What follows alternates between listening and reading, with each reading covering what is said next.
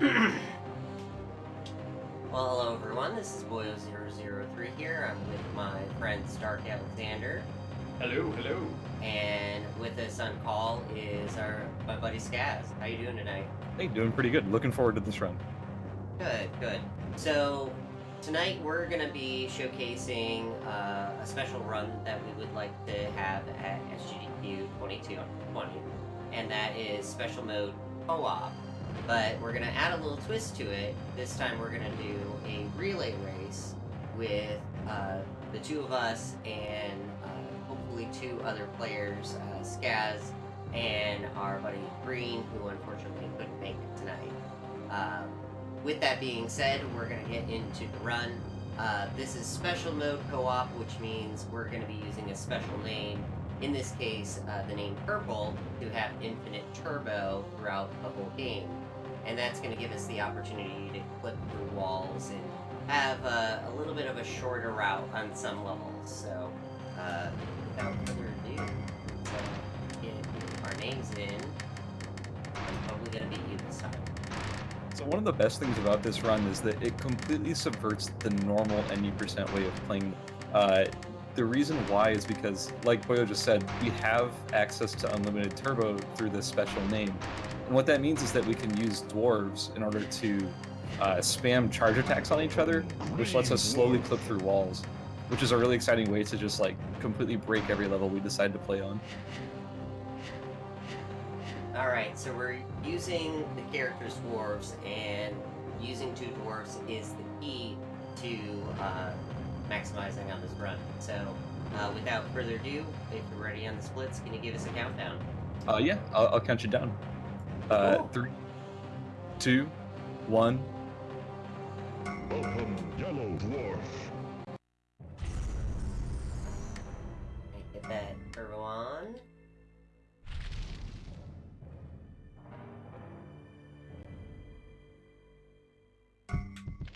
So and skip those real quick. Yeah, so normally right there at the start, we're expected to pick up those orange crystals, which will let us go into the first world. But since we have turbo, we're just going to instantly clip into the second realm instead. Got it. There we go. Nice. All players need to step on the exit. Yeah, those barriers generally require you to get a specific number of crystals from the previous world in order to go into them. Yeah, we're just going to clip right over that. Cutscene skip. Nice. Some barrels contain items. Your health is So with full. turbo here, we're able to just clean through those enemies. We still need to pick up all 13 runestones to get One runestone has been found. most of them are within route. So it's not Avoid dangerous objects. too slow in this game. Yeah, so actually that's another thing to bring up is that this run at one point does actually turn into a four-player run just for boss fights, or for specific boss fights rather, and that's a mechanic we're gonna get into in a little bit. But for now, that's actually the reason why we're going into this second run first. It's because the boss for it drops more money than the first boss does. It's just enough to get us to the point where we can kill the 8th boss, which is going to give us enough money to max out our stats really early. So it's a really like kind of complicated and out of sequence way of playing the game, but it's all calculated. Doing the mountain first also gives us a chance to get the extra speed item for both of us. Yeah, that's Helps huge. us a lot moving through the tower. So what I'm doing right now is I'm creating 2 save files for player 3 and 4 when we get to the part where we actually need 4 players so that they can have extra speed. And loading our characters. This allows us to bypass the runestone cutscene. Yeah, there's something weird about this game. The way it works is, after you pick up a runestone, generally you'll receive this long, drawn-out cutscene that tells you that you got the runestone. But if you save and load different files, it'll just skip the cutscene entirely. Nice one clip. Or two clip, rather. Thank you. There's a nice corner once you have max speed that you can just nestle yourself in. Get it in 2 instead of 3.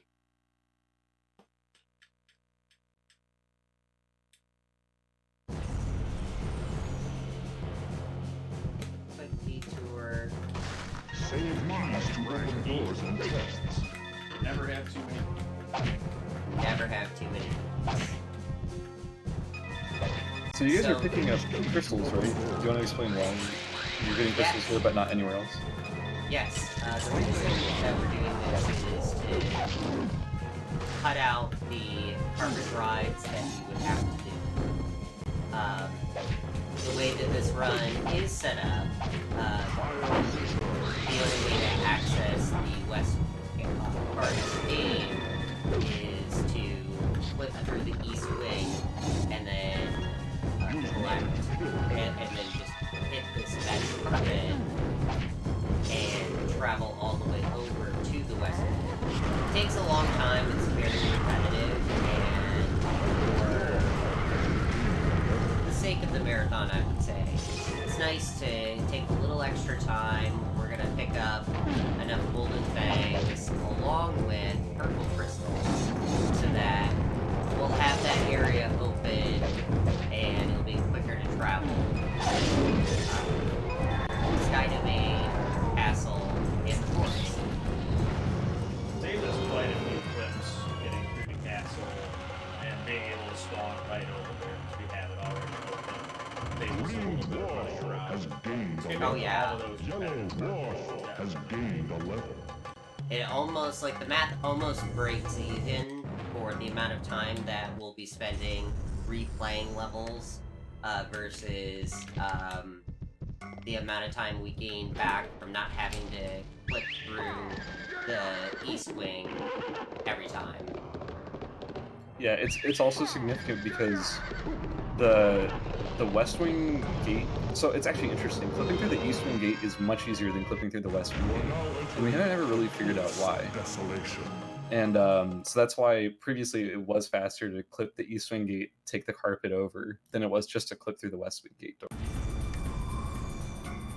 But now we're just getting the golden items so that we don't. It'll just open the West Wing gate entirely. Just makes the whole process easier Less for repetitive. us, and it's a more interesting run because it's less repetitive. Yeah, I feel like it really helps keep the run going. Not having so much downtime in between things. It does feel like we're always on the way to do Yeah, you don't have 18 carpet rides to sit through. Shoot red barrels from a distance. Oh wow, he is in the way. Yeah. He had something to say to us.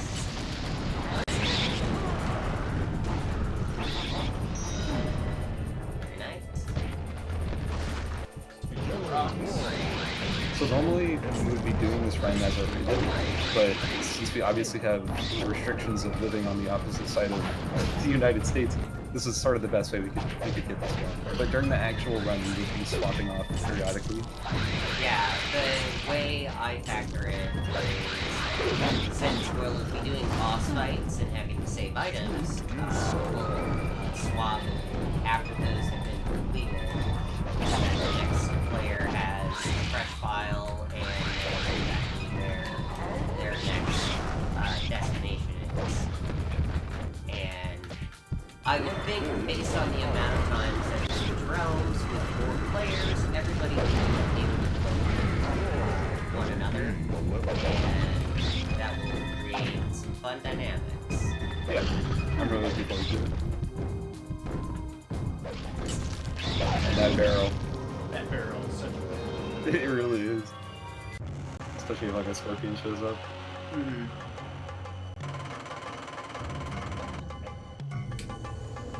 Green wall has gained a level. One job. You had one job.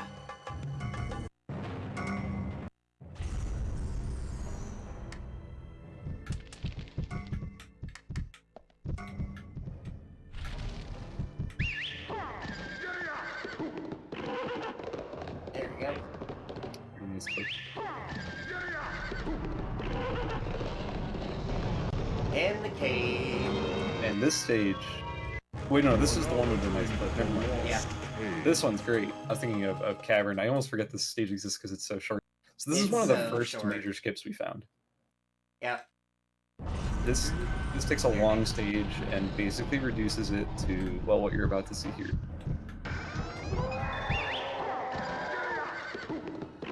And also this is, I believe, our first major in-run clip that's not just like in the tower. Mm-hmm. It's a bit finicky, but there you go. Yeah, that's what it looks like. And we just Having a straight to the keyboard end. actually helps a lot too. Getting that chest out of the way, that'll just keep popping you out from makes it very, very tricky to get.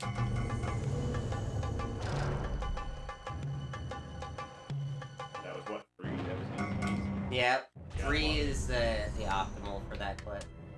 I've not seen a 2 clip. Yeah, I don't think we've ever had it too.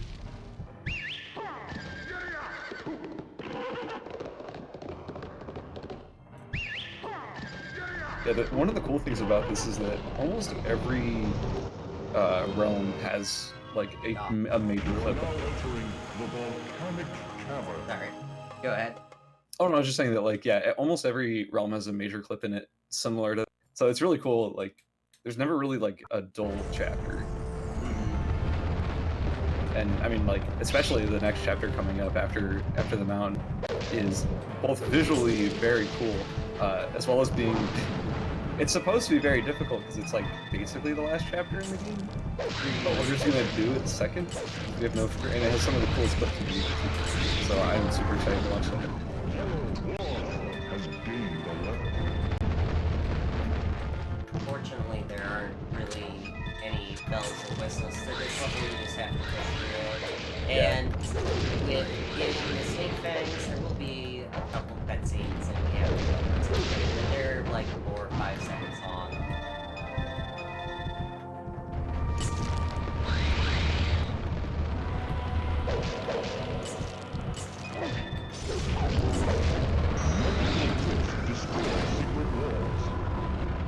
If you're familiar with this game, you are gonna sort of be thinking about like, well, what about the boss items? Because there's special boss items that help kill bosses quicker, but sadly we will not be going for any of those because we're able to kill them without even. Although I would be interested if we ever did find one that actually saved time. Yeah, the unfortunate thing with most boss items is they are, you have to backtrack in order Yeah. to acquire them, and that's never a good idea in speedrun. Oh, darn. Oh no, big scary golem. Just use a strong attack and it'll block. It works every time. Yeah, it's actually a super efficient way to get around those guys. Enemies in this game are like weirdly sticky. If you're trying to walk past them, they'll kind of stop you. Did we miss one? I think we may have. Yeah. That sneaky little bugger. But yeah, if you force them to block, they tend to become less sticky for a second. It's okay. Do a little double action real quick. I'm here to help! There we go. Easy peasy. Yep. Time for some 4-player action. Yeah, so at this point we would get everybody involved. So all 4 of the runners would jump in. Green Dwarf has gained a level. Yellow Dwarf has gained a level.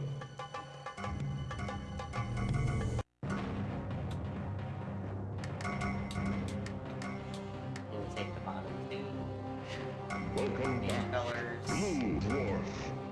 Welcome back, Red Dwarf. Iron Dawn.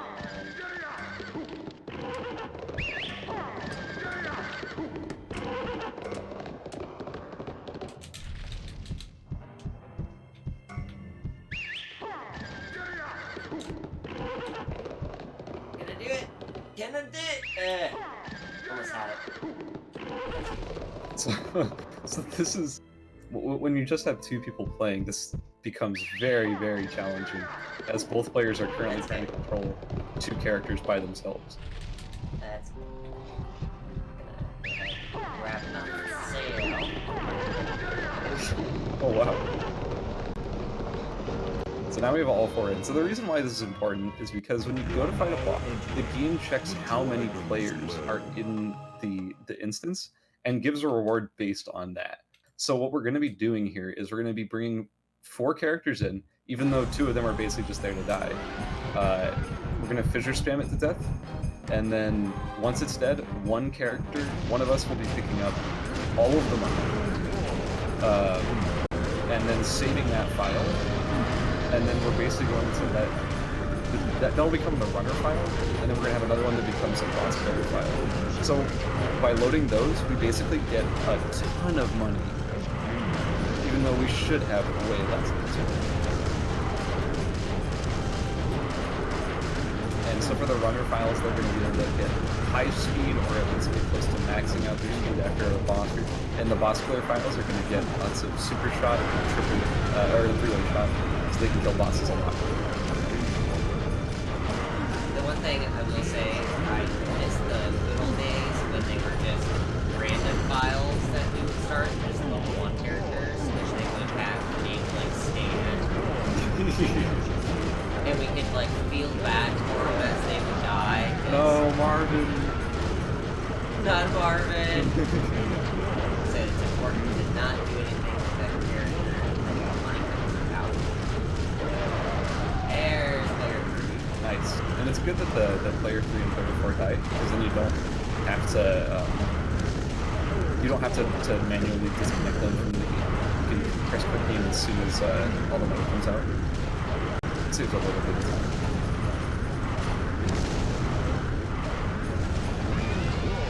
There we go. You want to grab? There's our big payday. So that's basically the 4-person pay. But we're just gonna funnel it on the 1 player.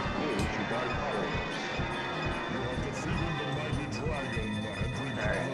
3 and 4 will put it out. You have found the 1 runestone from this well. Should I do it? I kind of want to do it. Do it. There it is. Okay. Nice, So this is nice. a trick that I don't know if Skaz has seen yet. So because we ate some food, the game isn't actually going to take us to the inventory menu or the shop or anything. It's going to warp us directly to the tower, and we're going to get the cutscene here. Congratulations. That's actually new. That's You have awesome. recovered the shard for the Mountain Kingdom. So, the disadvantage to this is that we do have to watch this cutscene. However, it cuts out all the Continue now loading on your quest from to recover all the 8 inventory shards that shop restore and the gaming entrance to the levels. desecrated temple. Yeah, that's great. So, now we're gonna go shop. Actually, we're not. Scratch that. Reverse it. We're gonna save and load, because that's a smarter idea. Yeah. So the reason why we're going to save real quick is because we want to set up basically 2 files. One that's built for bosses, one that's built for running.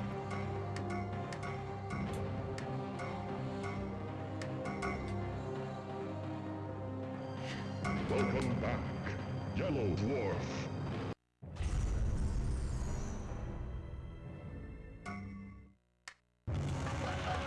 So I will be making the boss killing characters, and Dark will be making the running characters. You know what's interesting to me, I've never noticed this before, is that even though you guys loaded the same file, technically, you have different colored posts. Yes? I actually have not noticed that. Huh. Yeah, that's weird. Yeah, that is very intriguing. Just random all the time, I guess. Yeah, I guess so. I never really even thought about that.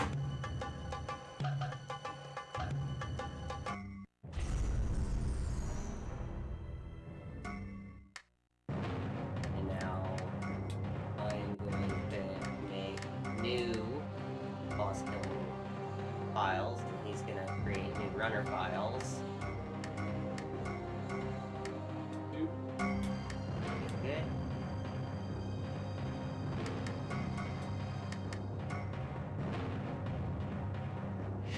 Welcome back, Yellow Dwarf. And we are all set to go.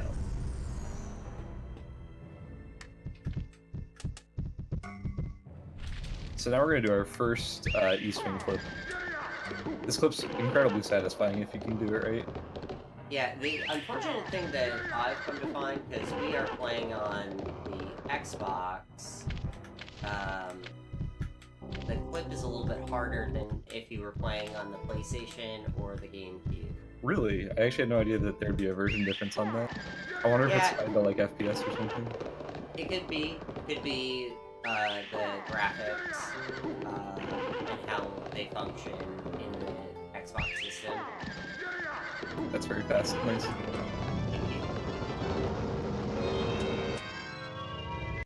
You are now entering Carnival of the Lost. So this whole entire realm is absolutely chock full of large sequence breaking clips. Like right off the bat. We're just gonna go straight out of this fence. And it's gonna skip pretty much the entire stage.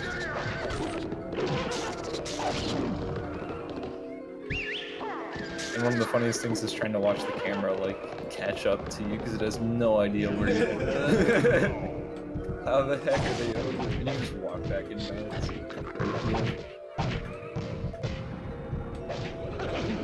And that's the whole thing. Feels good. Feels real good.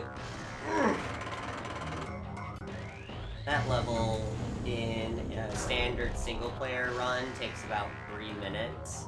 If you don't use the clip, which you can do actually in the GameCube version, it's kind of tricky, but playing the level on its own is like 3 minutes. Yeah, it was amazing when you guys found the single player version of that by just like essentially lagging yourself through the...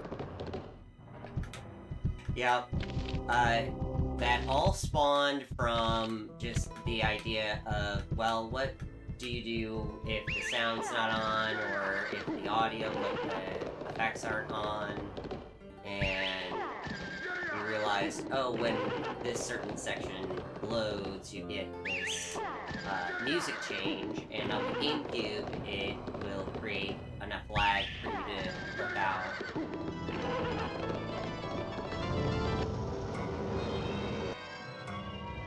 You are now entering the Haunted Grounds. Yeah, cutscene's good. Yeah, it's crazy. I think actually every single stage in this realm has a major... This one is kind of new, but it's super satisfying to get bypasses. So you see that general that's floating above us? Yeah. That jerk right there. We're gonna bring him over real quick.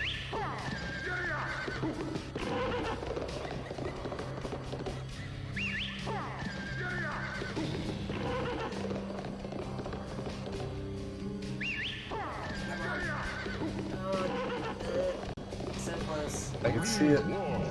There it is. Ah, there we go. Nice, nice, nice.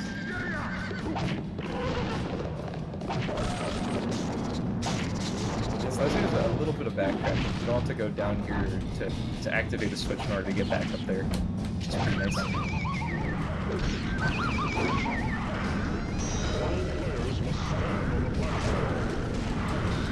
Kill him with fire!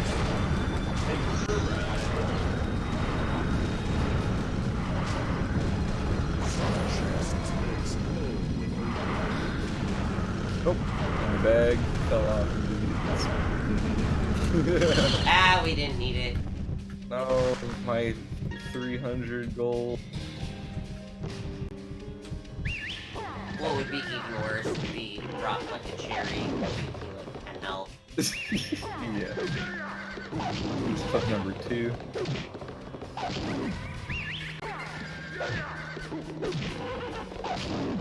So a little bit about the mechanics behind this whole clipping situation. Essentially, there's a thing in this game called combo attacks, or that's roughly what they're called. Basically, what it means is you can spend some of your meter to interact with your co-op teammates and do some sort of attack. Now, the dwarf one is the only one that is quite so special in this way, where it just picks up your teammate and you can run around with them on your shoulders, and it attacks things in front of you. But the wonderful thing about it is that when the second teammate drops off, it sort of doesn't really know how to handle it if you're pushed up against the surface. It'll kind of like push them through. So the idea is that you just sort of leapfrog each other, spamming that charge into a surface, and you'll eventually just start to get through it, as you've seen. All the other combo attacks have no movement involved in them. They're all just, you pick them up and do an attack around you, so it doesn't have a chance to do anything weird. But the dwarf one is the only one that has the ability to like just move somebody. So the interactions get a little glitchy.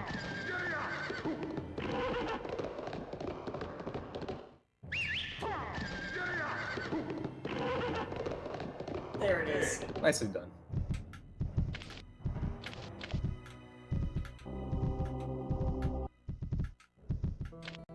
It's funny to say sometimes with a clip in this game, it's best to go a little bit slower. Don't go as fast. Getting into the corners is actually easier.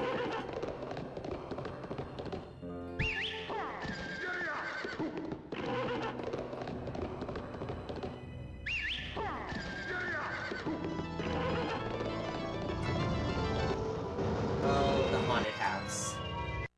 Yeah, Entering this haunted is house. kind of a scary one. We Not in have, the literal scary. yeah, it can be, for sure.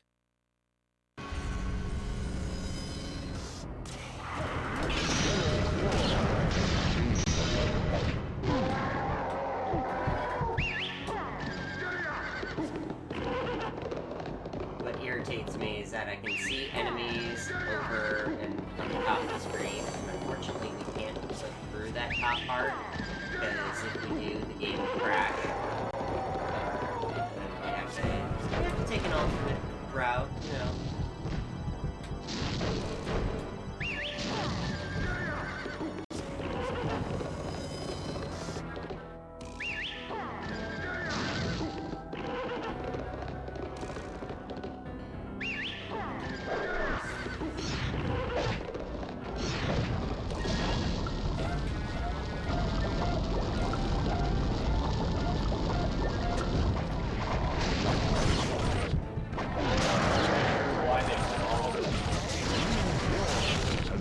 Right? Yeah.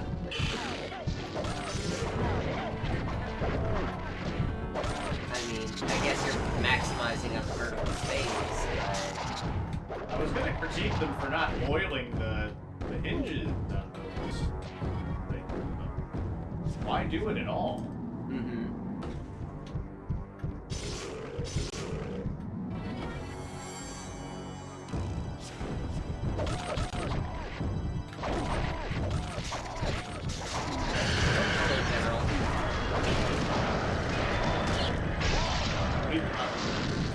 Thank you.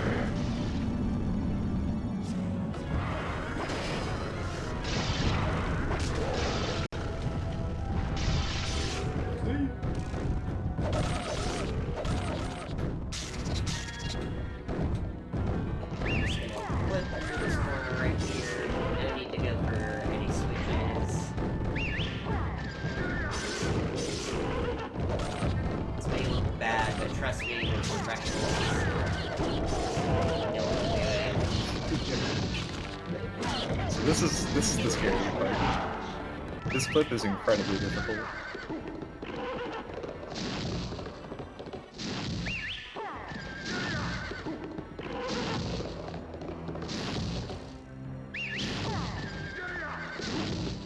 Trying to ride the edge right now.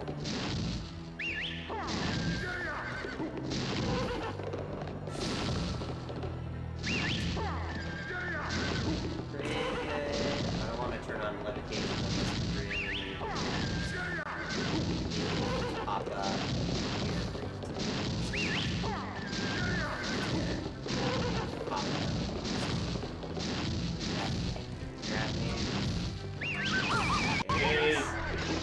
Nicely done. Well done. That could be a really scary weapon. Either it could take forever, which that didn't. That was actually very fast. But alternatively, you could actually move yourself so far down that you fall from the floor. And have to start the whole stage over again. And that's just fun for anyone.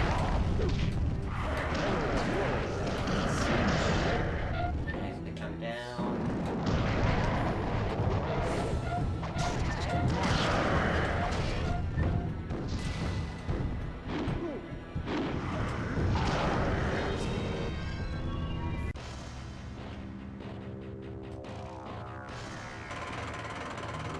Yellow Dwarf has gained a level. Green Dwarf has gained a level.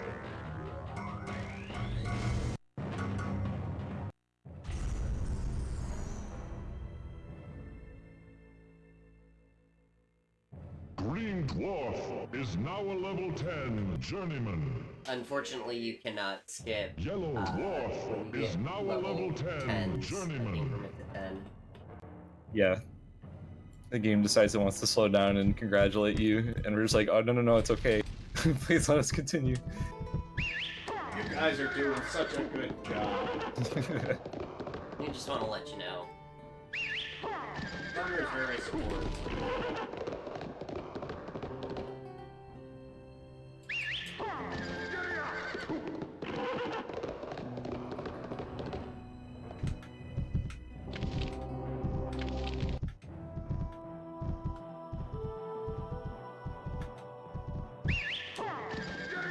Okay, 30 minutes in and everything seems fine.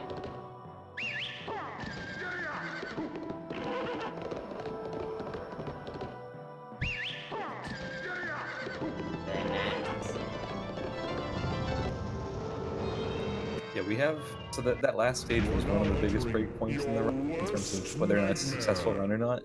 And this next one can also be one. Mm-hmm. This next stage is probably one of the most memorable stages in the game. And visually, it's very interesting.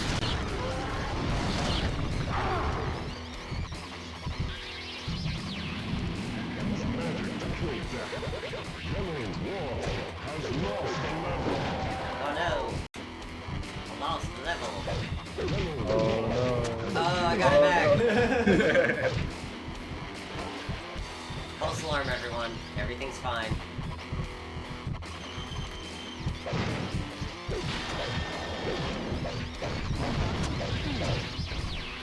Alright, so in this part, for the sake of safety, we're gonna clear out some generators and some enemies real quick.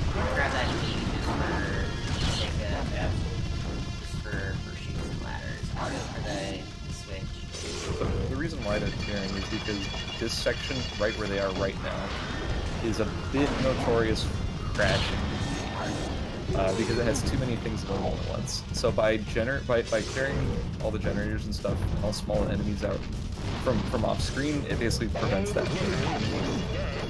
It loses you a little bit of time, but it stops you from crashing in a marathon, which would suck. So. Yes. I mean, that does help one problem. There are several other instances where things go wrong, but we don't have to get into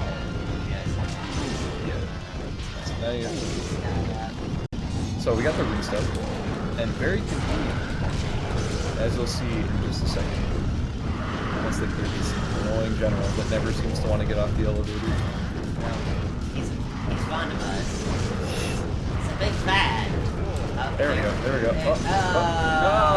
So I cried. ideally they can use the knockback from their fissures to get him off, but he wants to stay there. So now, at this exact same ringstone platform, we found that there's a way that you can clip right off of this edge, and I'll let the game speak for itself.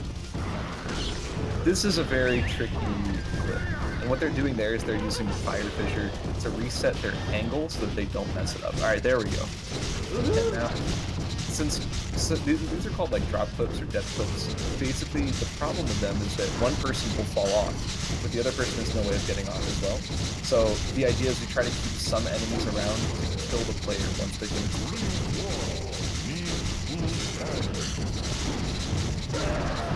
Nice. And you can go ahead and put out. And a little bit of wiggling. There we go. Nicely done. This level is extremely long, and by doing that clip, you're saving a ton of time and cutting out most of it. And you skip all the fun stuff like the intestinal tract. Big fan of the Air. intestinal tract. Very delicious things.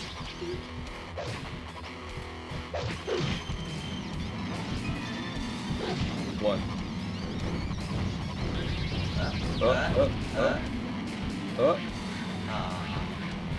Were they I not want there? Pojo. Wait, was Pojo not there? Yeah. Never seen Pojo not be there. Taking the day off. Yeah, Pojo's like, not today, I'm good.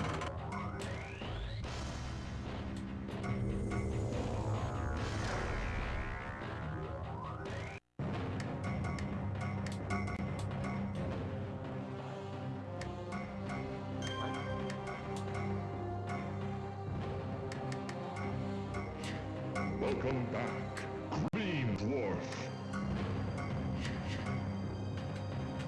We have one more level. Oh, we do? Yeah, we do. Welcome back, Yellow Dwarf. You're very excited about I raid. am. I know, I but we still have. No one wants to do the Maze of Illusion. No, actually, the more people that I interact with who love this game, like Maze of Illusion is one of their favorite levels, and unfortunately, you're not gonna see much of it. Sorry, guys. I mean, the thing is, Maze of Illusion is extremely cool to play as like a normal playthrough, but man, not so much in the speedrun.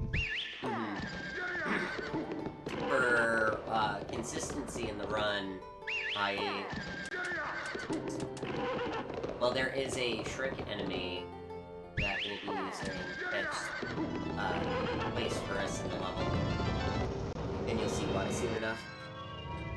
You are now entering Maze of Illusion.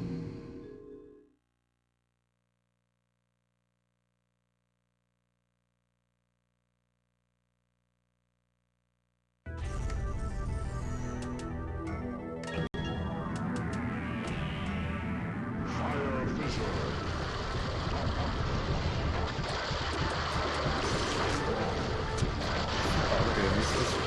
Yeah, we're just gonna scoot a few in real quick. We don't really want to Unfortunately, that central area has a bit of general congestion, and they tend to get in the way.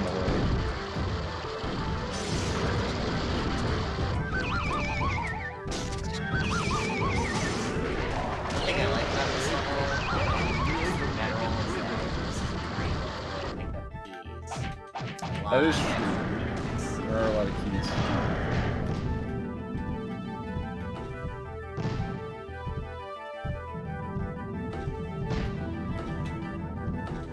Oh, look, another one.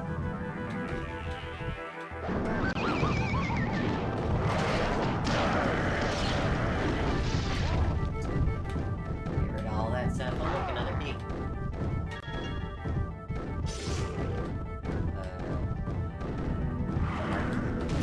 The map is taking a break. The map was saying no thank you, I guess. Nah, man, I don't feel like doing it today. You don't get Pojo, you don't get Plat. It's like you thought you were playing this level. Far mistaken. Yeah, I'm speedrunning, I'm about to slow you down. I was taking a vacation.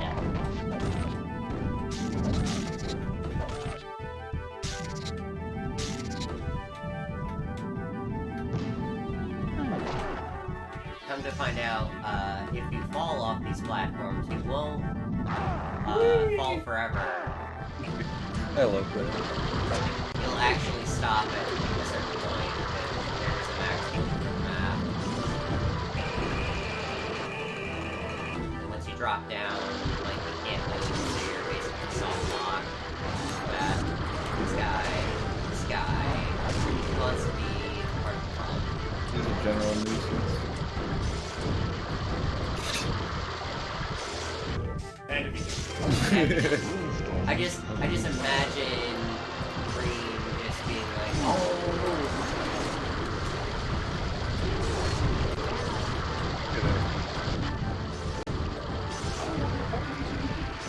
God, why did they have to like just put him right there? Like, why? Why did they have to do that?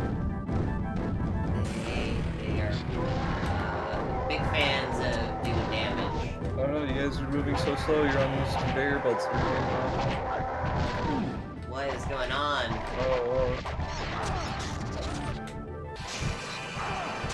Oh, and the world turns around. nice sunny day. Yeah, it's beautiful now. Squeeze through. Pardon us. Pardon. They have to be careful to not kill anyone right here, or kill any of these generators, because this is the final out of bounds of this stage, and they want to keep some people around to kill them once they finish the drop clip. So it's a really deep and complex mechanic. This clipping out of bounds, mainly because there's some parts of it that we have never truly understood why they work the way they do. Basically, player 1 controls the direction in which the clip happens, and player 2 has no control over which direction the clip happens. So as a result, player 1's clips tend to be a lot more effective. And again, we have no idea why that's the case. Player 3 and player 4 function the same as player 3. It's a very bizarre thing, but we accept that it exists.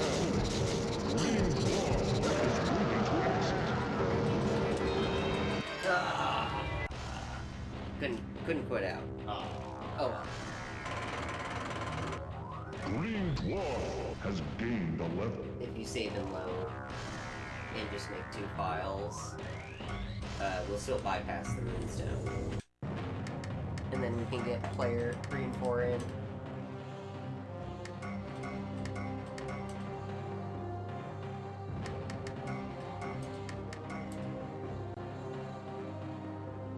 Welcome back, Green Dwarf.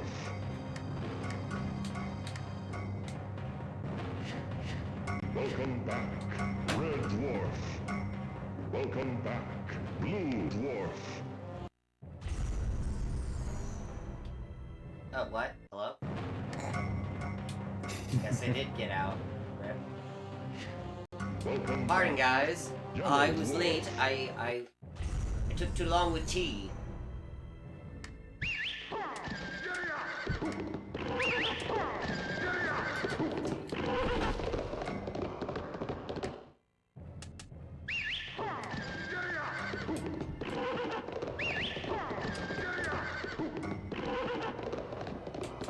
Gotta get that sweet 2 clip.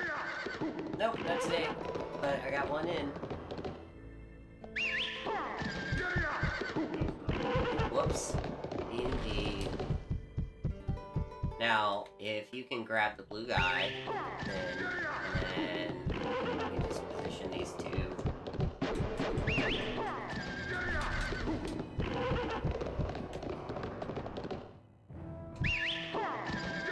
Huzzah! Done it! And now for the greatest challenge of all. Walking 4 characters all the way across the tower. Player 3 is a little drunk. I stand by my statement that we would get world record as soon as we actually had 4 players around it, because there's so much time wasted trying to do this 2 players, 1 controller thing. Or no, opposite, 2 controllers, 1 player thing.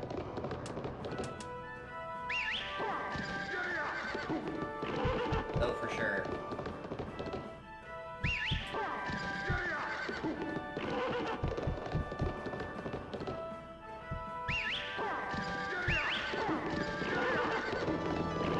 The victory. Oh no!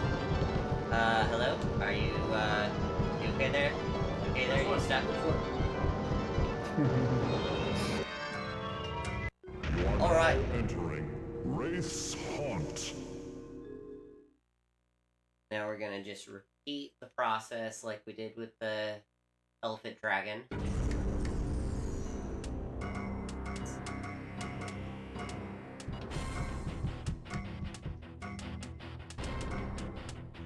Alright.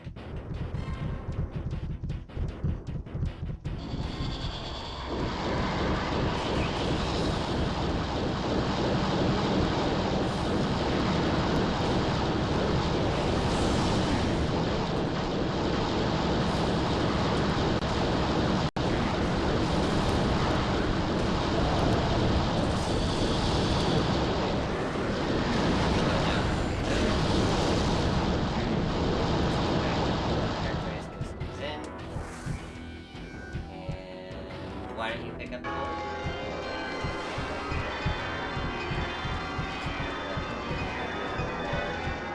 You have defeated the mysterious Shadow Wraith and recovered his shard.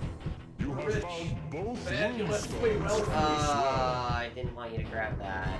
Could have done the skip again. Ah. Oh well. Well, we'll just do the saving and loading. Well, actually, you can shop. Yellow Dwarf has gained a level. Beaten boss.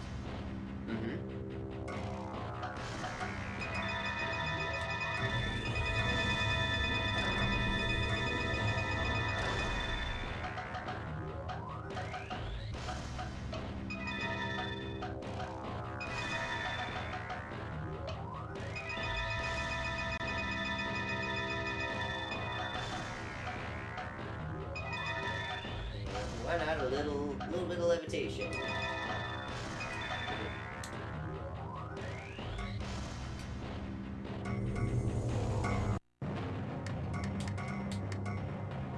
Appreciate your service.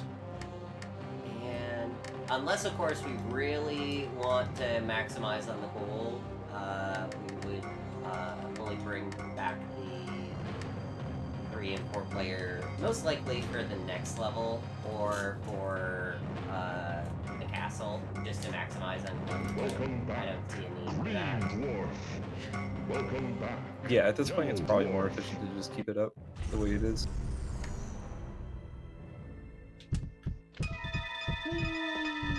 So fast. So much faster. We missed one. The most obvious one.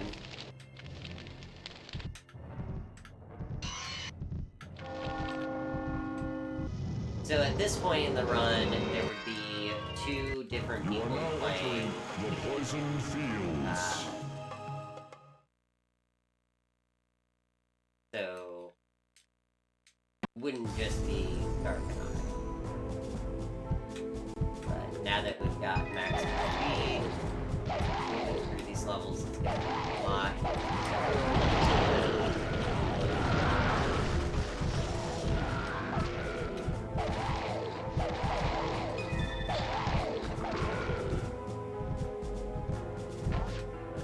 Auto barrel. Stop enemies.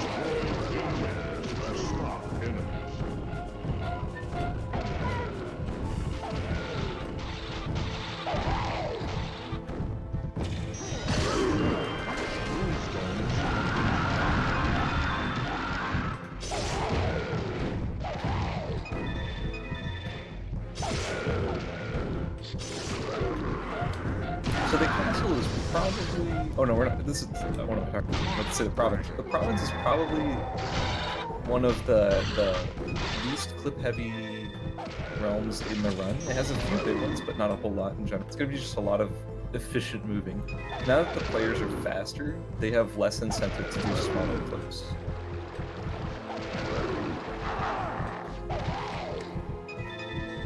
And this is where the speed part of the speedrun really starts to pick up.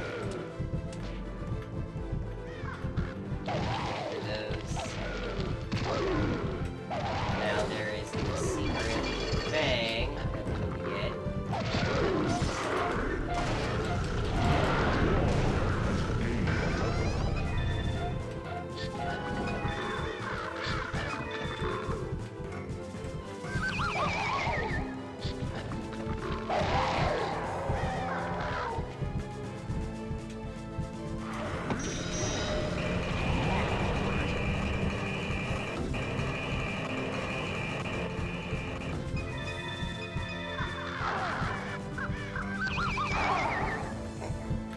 you traps. Why you get levitation?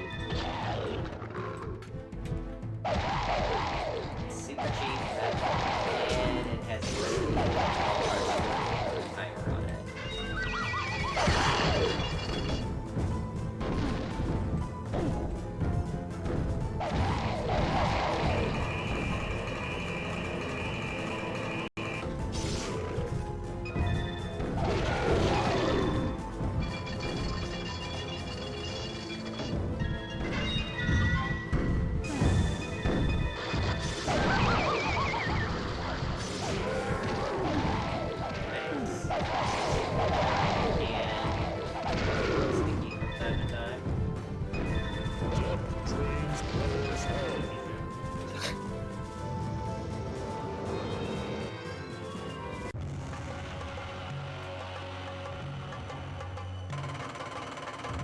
Yellow dwarf has gained a level.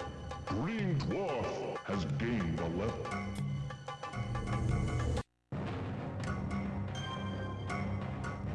Let's just... You know, it's debatable whether or not you save time saving and loading to bypass Congratulations, this you have cutscene. found a runestone.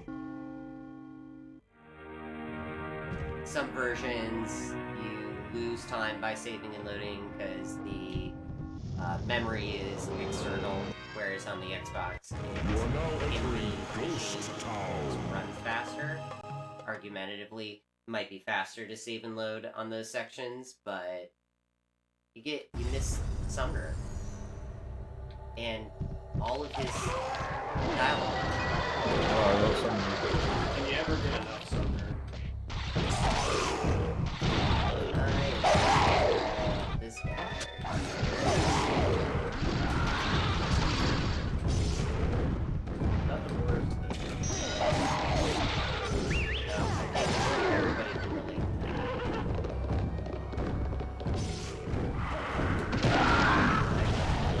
All sorts of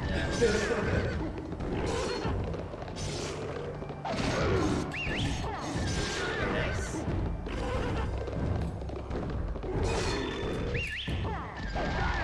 There we go. Cuts out a small section of the tunnel. What do you need to do? Just stay there.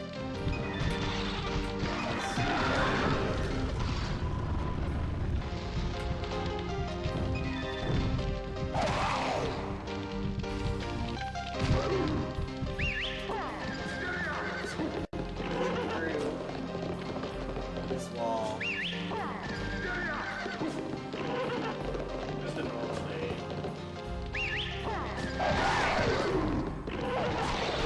That's awesome. Oh yeah. Ghost playing that piano there. Really rocking.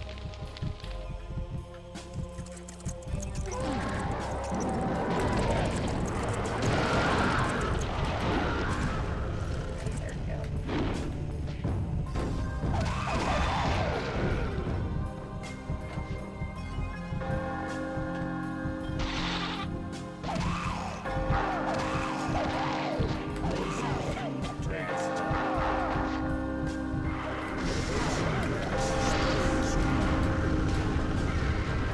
I also love that it's in this point of the run where the game starts giving us all the tutorials.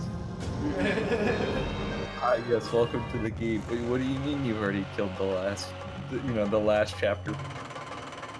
Nah, you didn't. That didn't happen. You just joshed at me. Yeah, what do you know? How You do know, you guys get so fast? we expected them to be way slower at this point. You are now entering Haunted Cemetery. Who's here?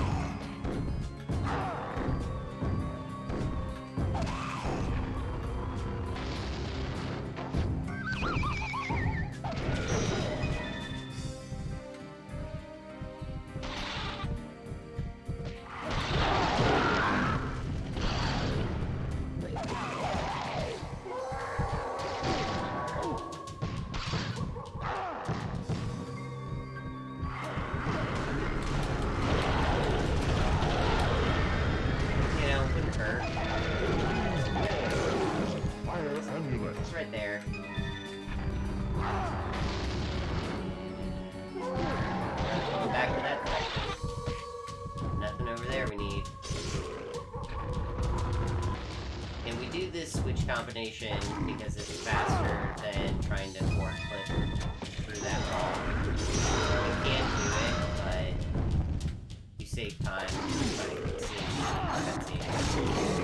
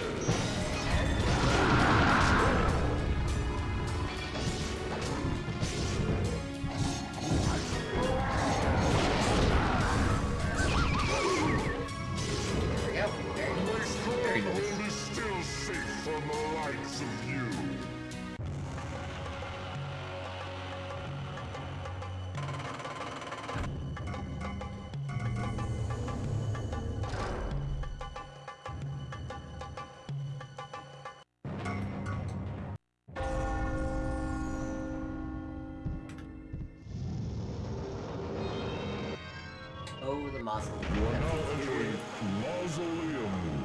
So Mausoleum is a pretty exciting level. This is probably the biggest clip in the entire realm.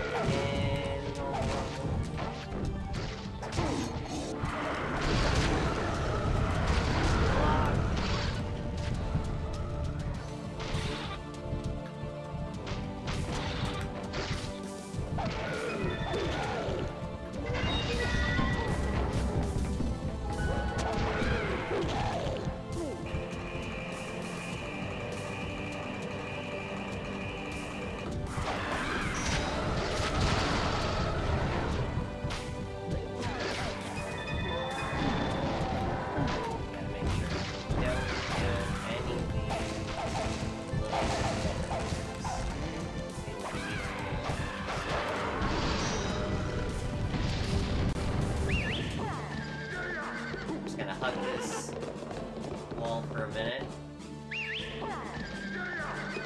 Nice, nice. So this is a quick clip just to get that runestone. Come on! Just get it. Yeah. Nice. One of the weirder clips because you don't actually get in vertical height. You just sort of walk through the ground. Okay.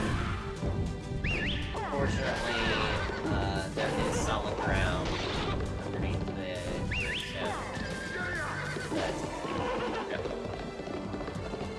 So now it's time for yet another death clip. This one was also one of the very first ones we ever found. Actually, this might even be the first death clip we ever found. I think so, because it's the I think it first. was. Because you just see the exit as you're walking on this bridge, and you think to yourself, man, if I could just jump off this bridge. Like, don't actually jump off a bridge. Please don't do that. Death, come here. Yes. Nice.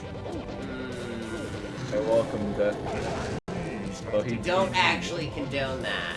But for this case, he tends to just go away after a little bit. Though. For someone named Death, he never actually kills you. it just takes one level or 100 health. Which is funny, because I remember as a kid playing this game thinking like, oh no, it's Death! Like, you know, you have to panic and solve him really quickly, but he doesn't do anything. Doesn't do anything.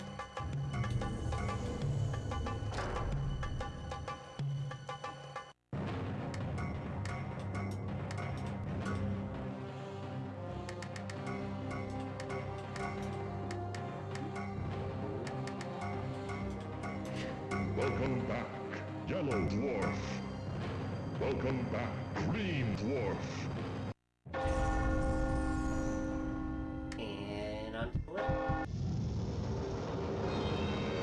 Which, in a normal playthrough, it's not advised to go after this guy if you're under 30 levels. He's just got a lot of hit points. He can be hard to take down. In my honest opinion, he is harder than the dragon. And I don't think that's even like a controversial.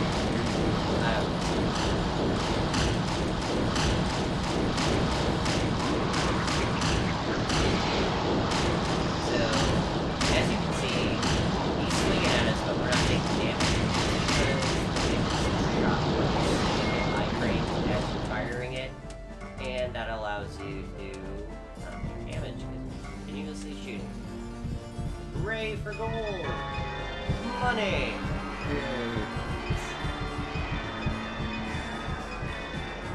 You have defeated the horrifying Lich and recovered his shard. Come You with me. found both rune stones from this realm.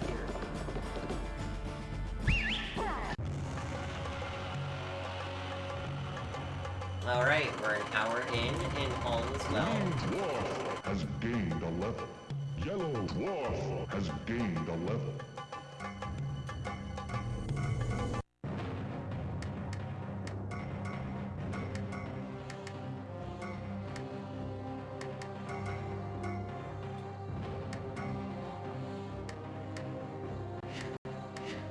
Welcome back, Yellow Dwarf.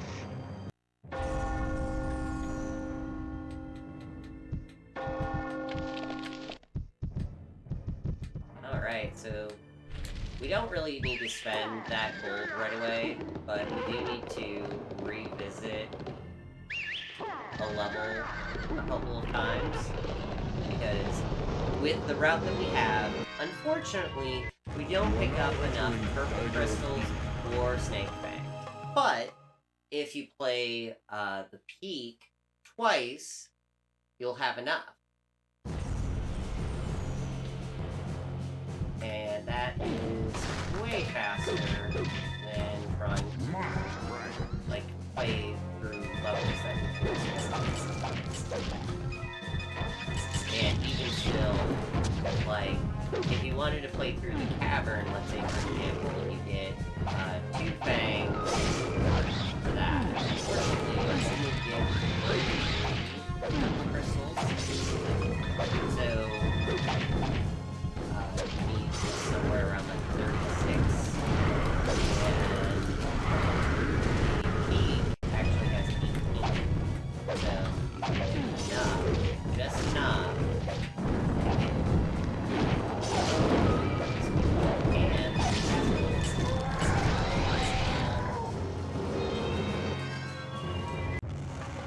not quite. Takes about like 3 minutes. It's not great, but this is a perfect time for donations.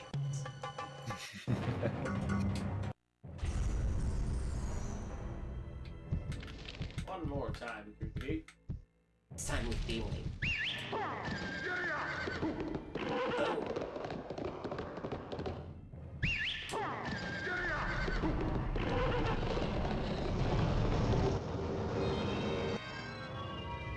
You are now entering Dagger Peak.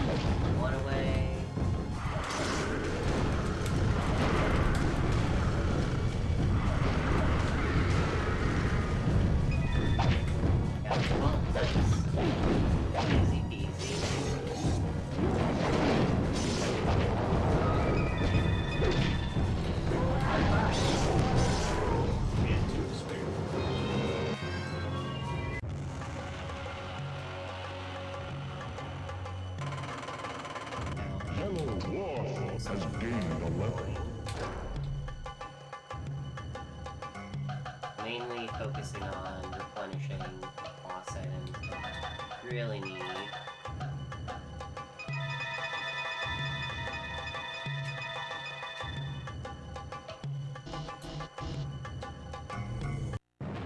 Let's see.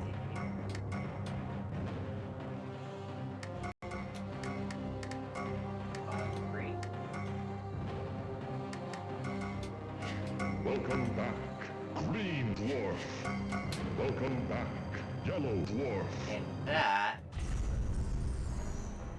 should have. Congrats. Yep. There we go. Open for us. Congratulations. You now have enough Oh my gosh, crystals I've to never enter seen that the anime. castle. I've taken so many carpet rides in my life. You are God, now entering the castle what area. is that? Magic. Cutscene scoop. Just a little extra DLC for Dark Legacy.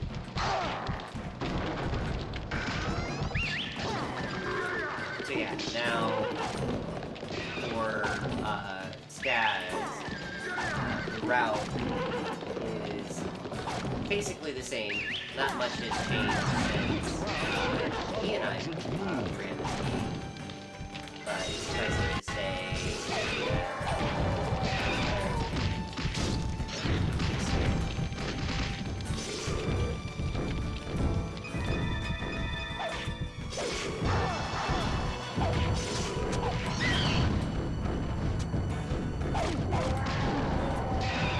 these rats are so much fun.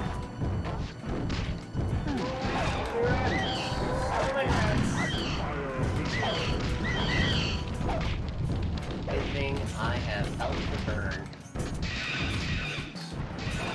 One thing you're definitely gonna like.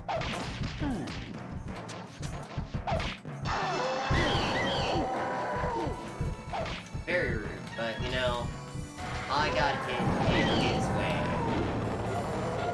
And he was just doing his job, defending the castle. With like 37 other guys. A lot of A red. lot of rats. I think I'm wrong Yeah, was this just before the plague? I'm not sure. I don't know. though. Hard to tell. Hard to tell. A little bit of an overshoot.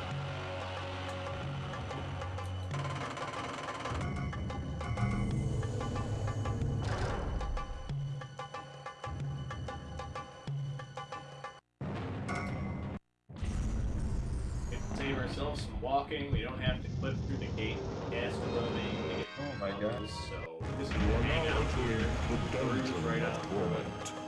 That's so nice. It saves, on average, 1 minute a level.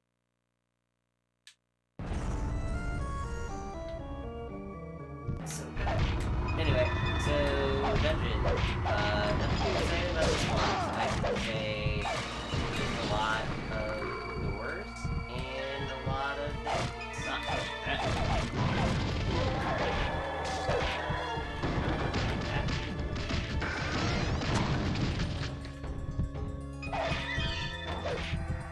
Darn bonus stage. Every time.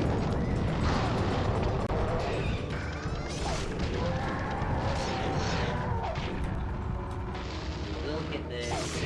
You can one click to gain access to that way, but it's really difficult. It takes some time. It's not really good.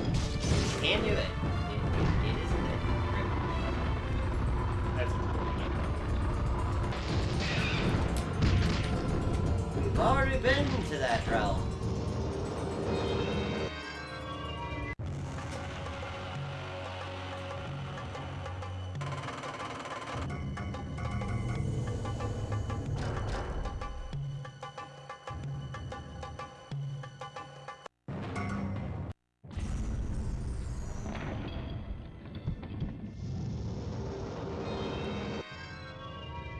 You are now entering the castle barracks.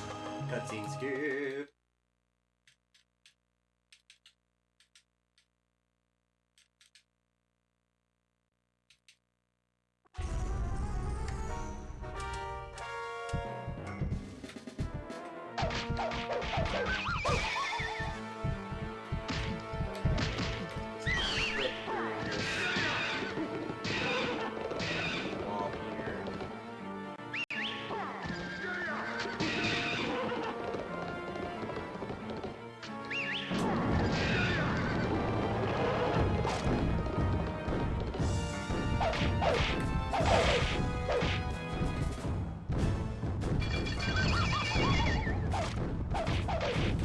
Yeah, the castle is mostly just about efficient routing and making sure you're going in the right direction. Not a lot of creative clips, but a few small ones here and there.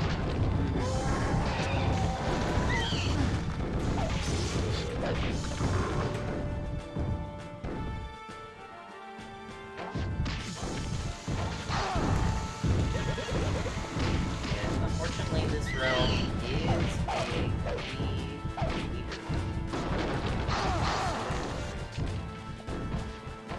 it's important to have. Yep.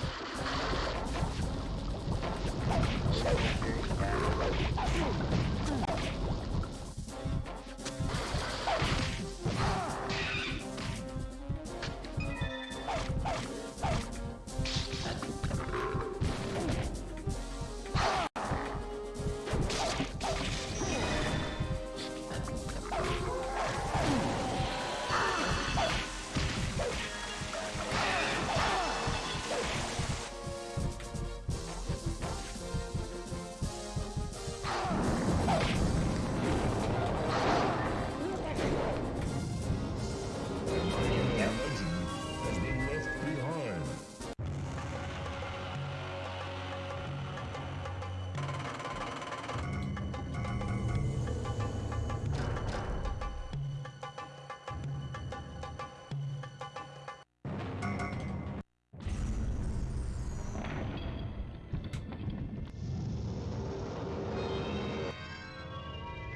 You are now entering the Tower Armory. Cutscene skip.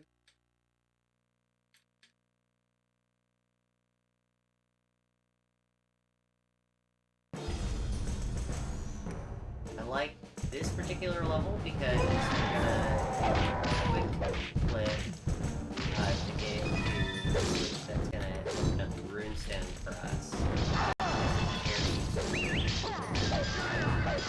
Yeah, this looks great.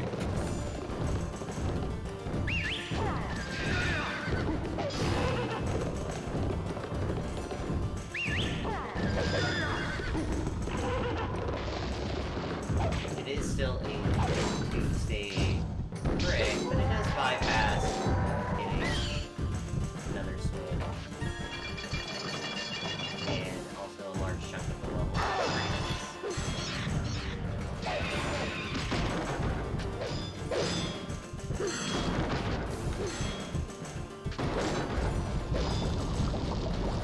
Runestones have been We're found. going to use the two-player grid.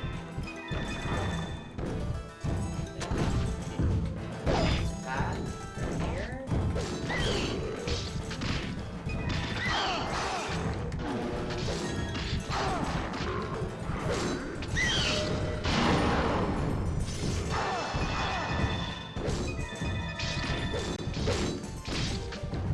Bloody rats. There we go. Then that.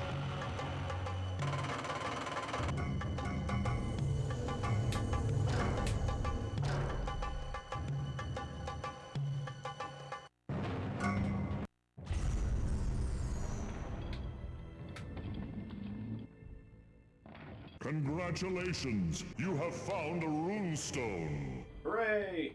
Hooray. Congratulations! You have found a runestone.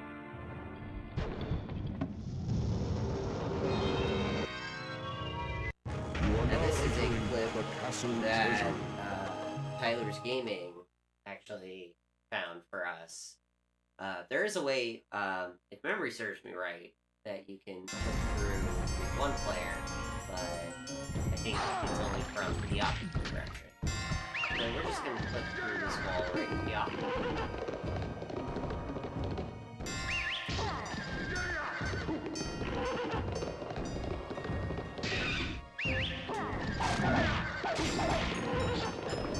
Sometimes 50% of the level and about 90% of the level.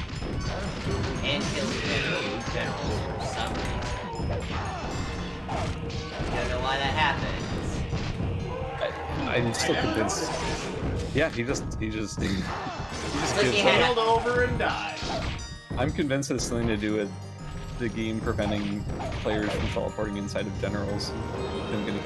So it just kills the general. Fair enough.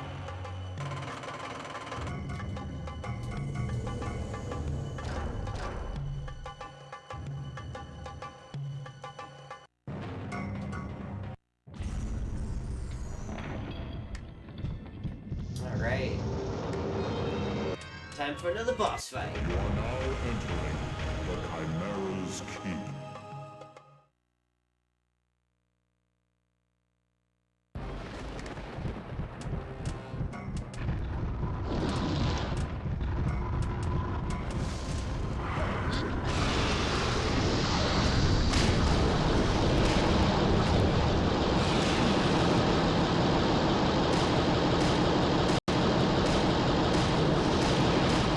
Unfortunately for this boss, it doesn't have any specific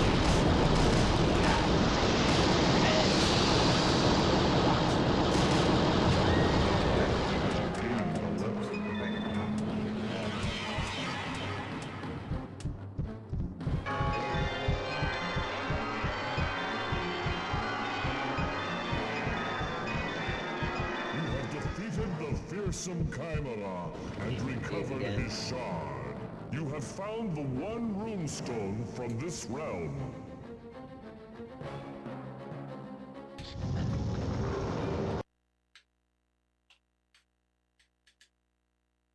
Cross my fingers.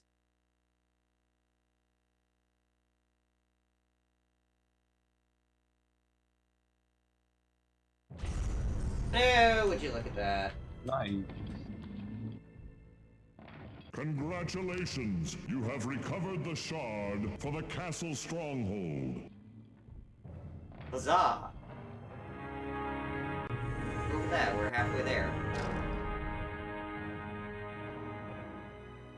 Continue now on your quest to recover all 8 shards that restore the entrance to the desecrated temple.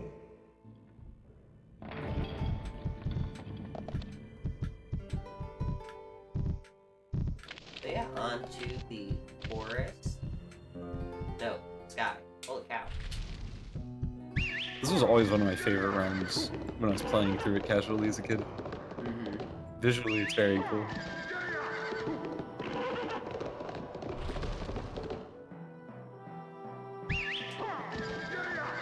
The thing that I didn't like about this realm was that in certain levels, like, you lose track of where you are in the map. Toxic Yeah, that You're is. flying around. It does kind of mess with the camera a little bit. Cutscene skip.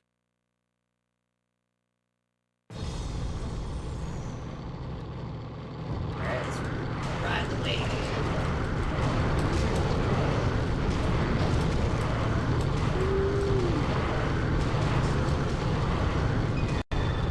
Coming in hot. Explosions destroy items. No. Tell me it's not so.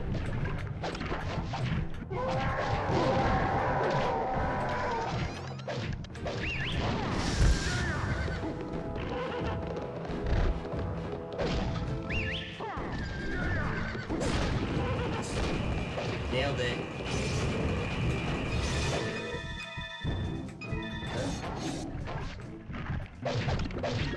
Caught on a generator.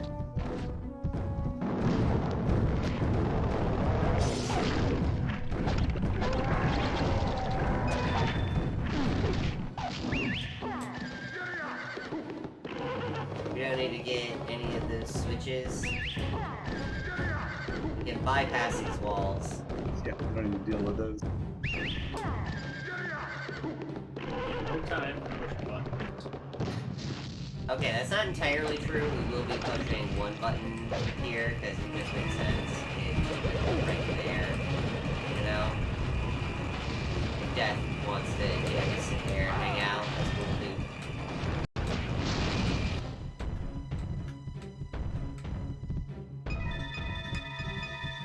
Get on to the actual spire.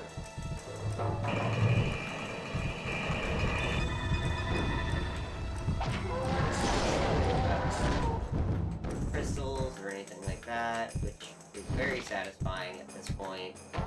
There are way too many crystals in this game, in my personal opinion. There is quite a bit. Players must stand on the platform. I understand why they did it, and what, like, when they did it, but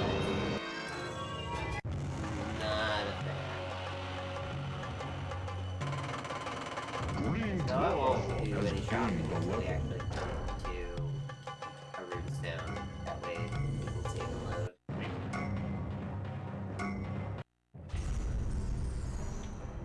Now,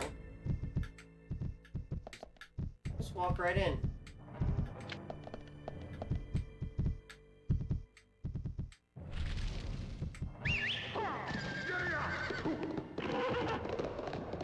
Now this saves, on average, about 20 seconds a level. Because all you're really gaining is the time from flipping through the east wing and taking the carpet. Which is still not bad when you think about it. You're We're, entering what, 10 cloud levels? docks. Yeah, so many clips and so many carpets. Cutscene skip.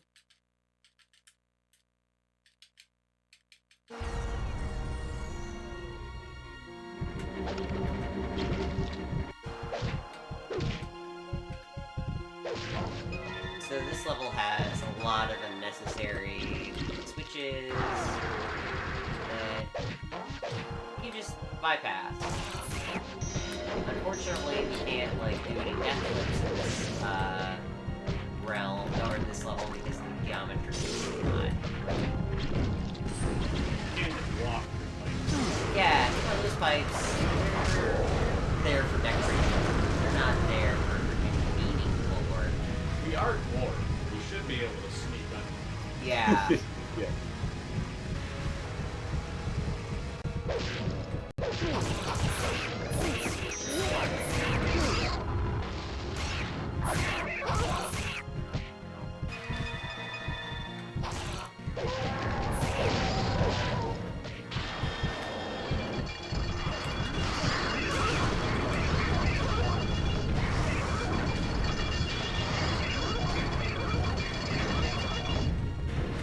Breathe. Scream.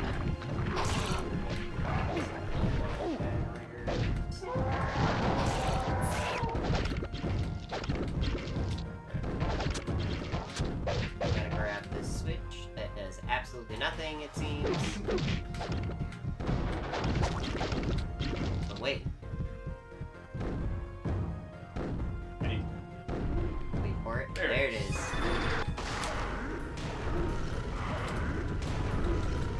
You know, since we've got time, might as well just, fissure around. Oh, time to go. good use. Holding up rockets. Yep. Run behind. The clock is ticking. This stage is actually quite long and complex if you're not familiar with the exact right route to go. It's easy to get lost here. Oh, yes. And after every ride, you're not quite sure exactly where you are. So we're just gonna look here. Inside here is the room now. And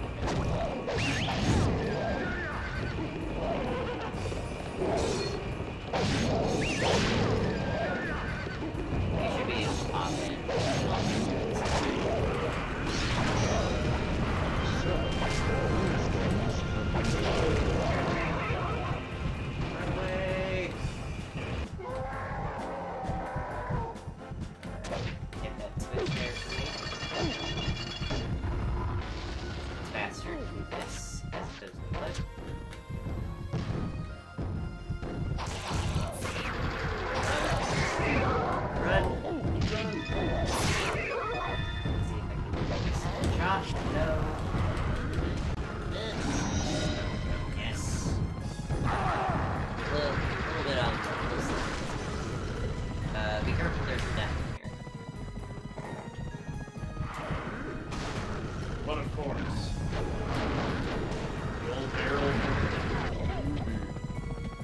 Oldest trick in the book.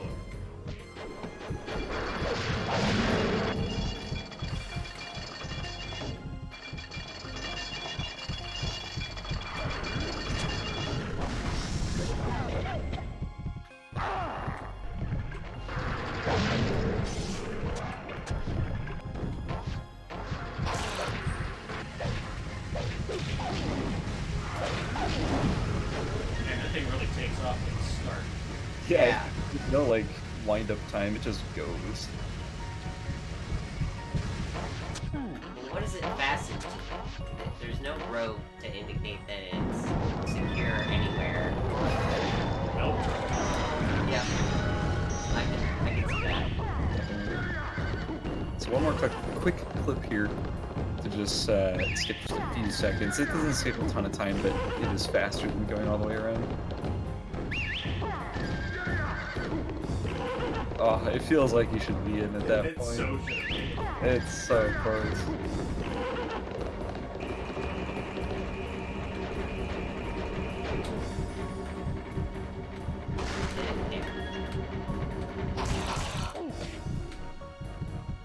Alright, one more ride. And we'll be at the end of the level.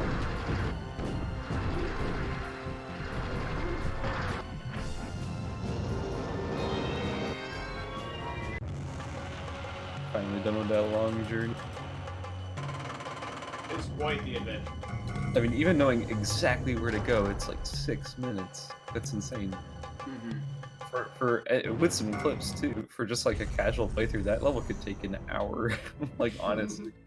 Oh, yes. Congratulations! You have found a runestone!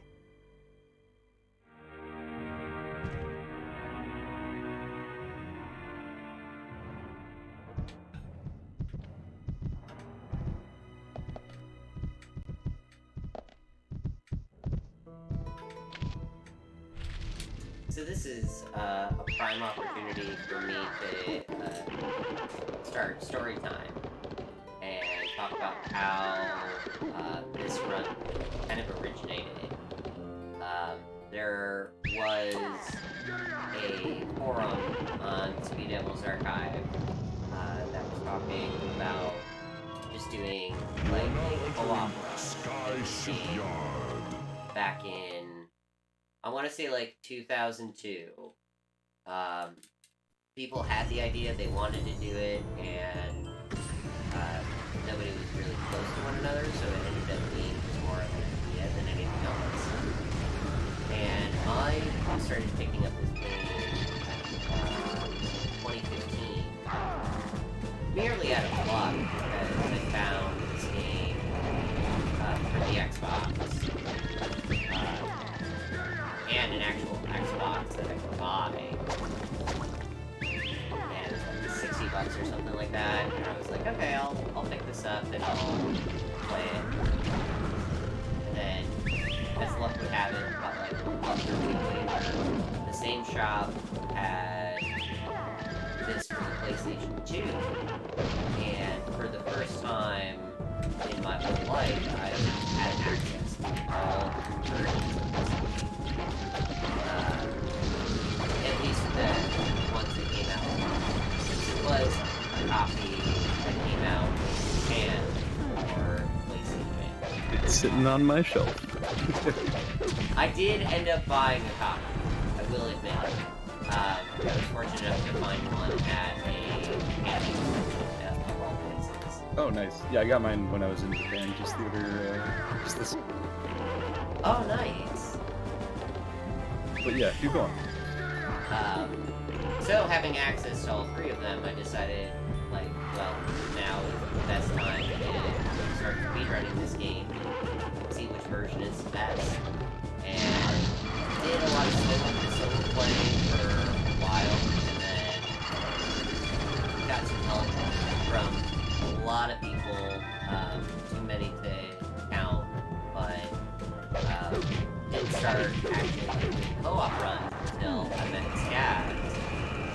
And we're getting close to the end of the level, so I think we'll Scaz. Ask him, like, what was your experience Yeah, so basically, I loved the game as a kid, and at one point I decided to replay it just for fun with my roommate because they never played it before, and I had been like, you know what, I kind of want to play that game again. So I decided to replay it, and it was around that time that I was actually getting into speedrunning and running other games, and it occurred to me like, hey, I wonder if this game has a community, if it has anyone who's running it. And I found the Discord. I popped in. I saw Koyo's runs, and I was extremely impressed by them. And then there was a discussion at one point about, like you had mentioned, the forum that had mentioned that this glitch existed, and that inspired me to do some research on my own. So I got 2 controllers, and I just started trying to jam my face into walls just on my own. And see if I could find any out of bounds, and that's when I started finding. I think I still actually have some uploads of it, but I found the mausoleum at a death clip, and I was like, I can't remember exactly if I found that with you, if we were looking around together, or if it was just me on my own. But yeah, like we found that, and then that was like the kickoff moment. That was when we realized, like, hey, what if we just checked everywhere for these? Because this is significant. Like, this is a time save. And then I started doing a lot of solo searching, and eventually I roped Boyo into it, and I was like, let's just, like, you want to spend an afternoon and just bash our faces against a bunch of walls and see what we can flip through. And Yeah. found a bunch more. It's sort of all just. We just went like, hey, what's the quickest way to go from point A to point B? How many walls are between it? Let's try and get through every one of them. And then, you know, one thing leads to the next, and suddenly we have an entire route in our hand, and we started speedrunning it. And yeah, that was pretty much it for me. I was just like, it was about the journey. It was about finding all of these different places. That was the most exciting thing for me. So many instances where we soft locked the game, or the game crashed, or we found things that were really interesting but ended up not being valuable. I think the phrase that I said the most while we were playing together was like, it seems like the developers knew that there was a way to break this game, but did everything that they could to like make it nearly just possible. barely not good enough. Yeah. Like, yeah, it always felt like they were just like one step ahead of us, but they just slightly knew. Because like, another thing that we haven't even really touched on in any of this run is that the game is like beatable in 3 minutes.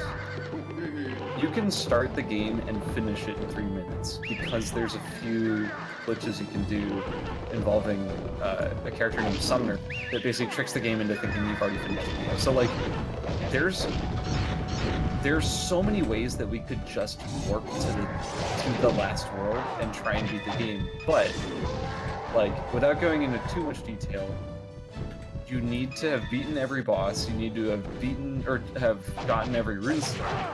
And if we were somehow able to skip just one of those requirements, we could skip like half the game. But unfortunately, there just is no way that we've found so far to skip beating all of the runestones or all of the boss shards. It's really tragic, because like, we're so close to just being able to skip most of the game, but those requirements force us to go to like every single stage. We skip everything. We just can't open that final portal to go to the last world. Oh yeah, you can't open it, and if you can put down to it and see it, like you can't access it. You can't put your way in. Yeah, we've been able to clip all the way down to that last portal. It's just not active.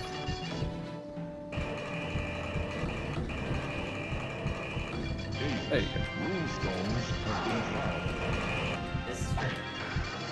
But yeah, that's one of the biggest tragedies of this run is we know it's possible to get to that last warp just from clipping in the main area, but it's not active.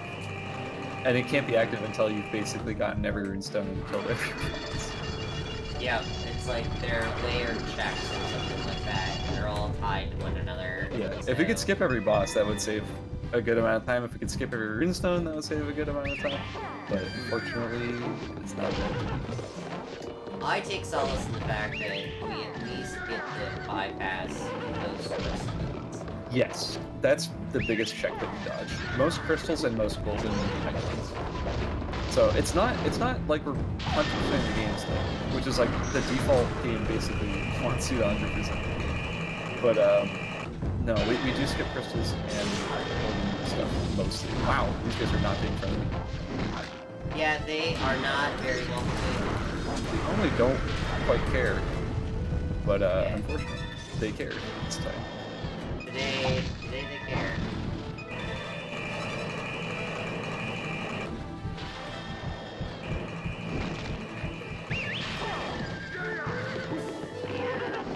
You could death clip down. I just found that. It's just faster to do it, quote unquote, normally. By normally, I clip this. Can you get in? Yeah, and then so basically the strat here is that one person gets in, the other person stays on the other side, so they can just grab and get. Because if both players force their way in there, they'd have to do it again the other way out, which is just waste of time.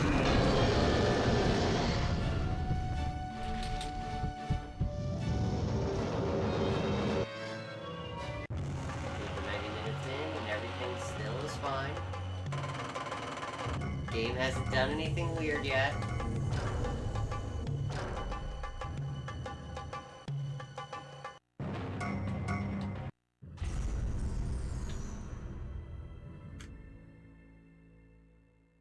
Congratulations, you have found a runestone. Over halfway on Runestone. Nice, it's good progress.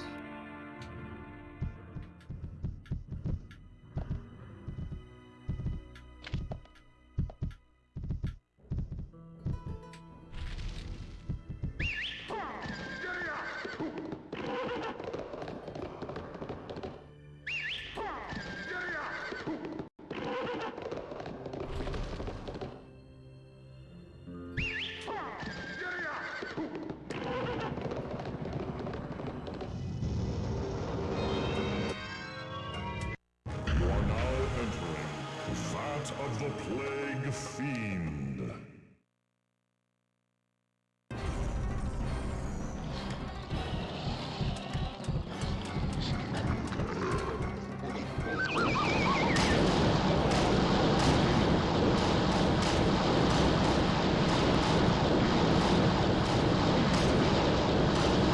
So this boss is probably funny enough to get one of the bosses. This it feels like, and he shows up like this late in the game. Like compared to like the Chimera, which is right before it, which is so much harder. So You have defeated the Vile Plague I remember struggling so much with the Chimera when I was a kid. both runestones from this realm.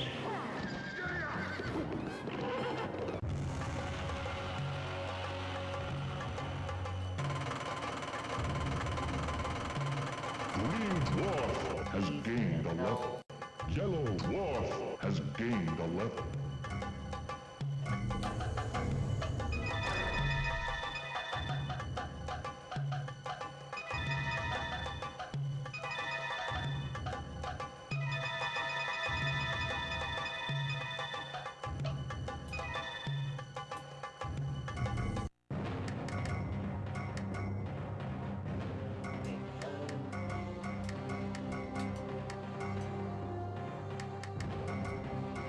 Welcome back, Green Dwarf. Welcome back, Yellow Dwarf. Ben.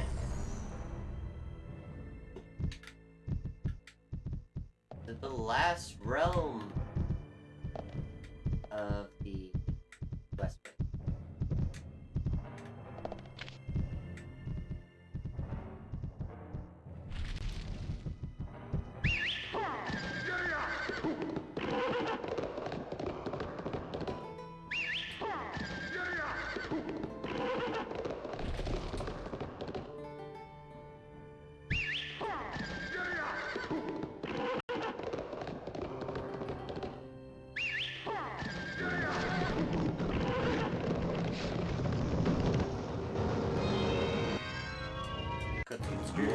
entering the Acid Swamp.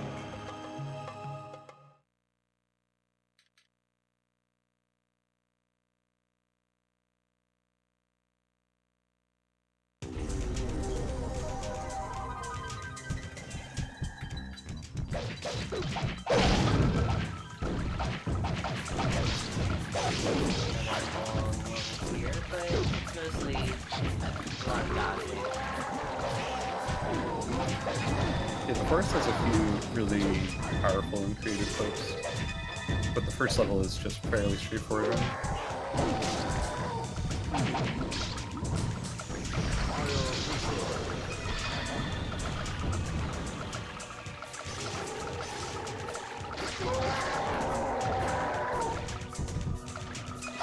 Went in a single player mode for a second there. We need to get the feather!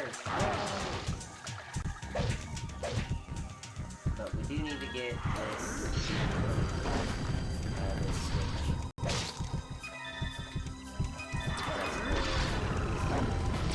Try to clip through that, it'll just fall down. Plus it's slower. Still end up being like 3 or 4 points.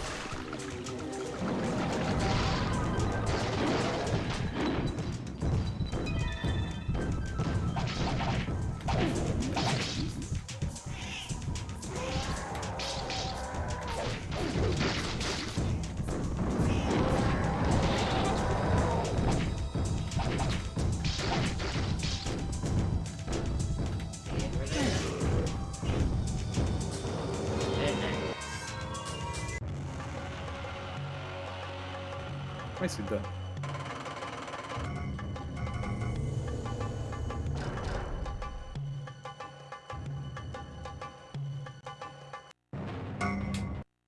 This whole realm makes a good case for the use of levitation, too. It's very, very trap heavy.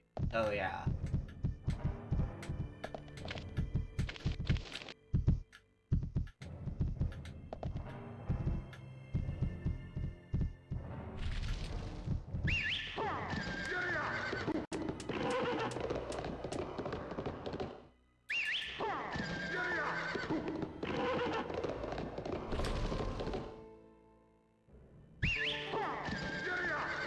Nope, not quite. Not quite.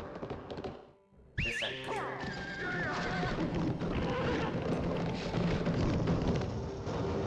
I like this level because of the You are now entering the that's twisted roots of very evil. Yeah, Roots is pretty good.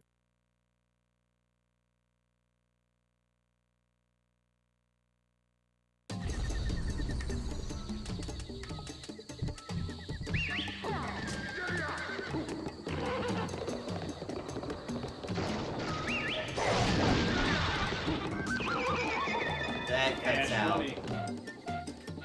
So that cuts out about like 30% of the level. Just all we have to do now is get that runestone and the exit.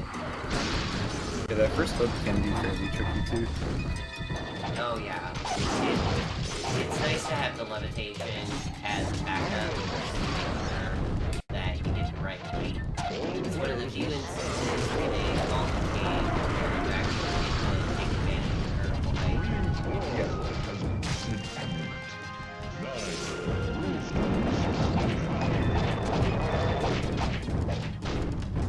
That one particular one a lot.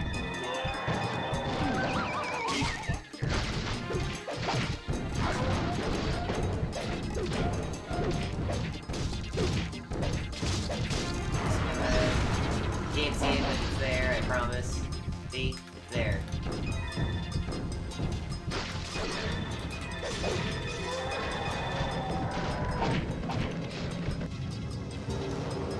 Bananas.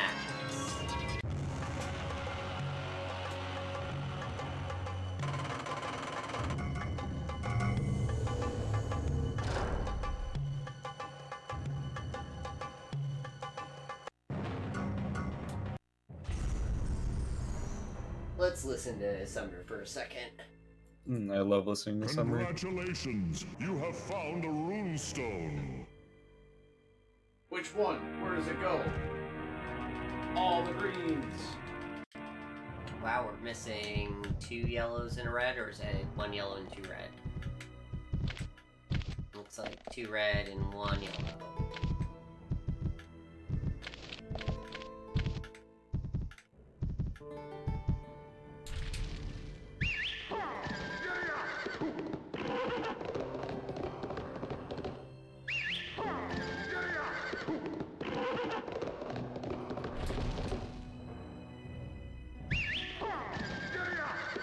Man, come on! So close.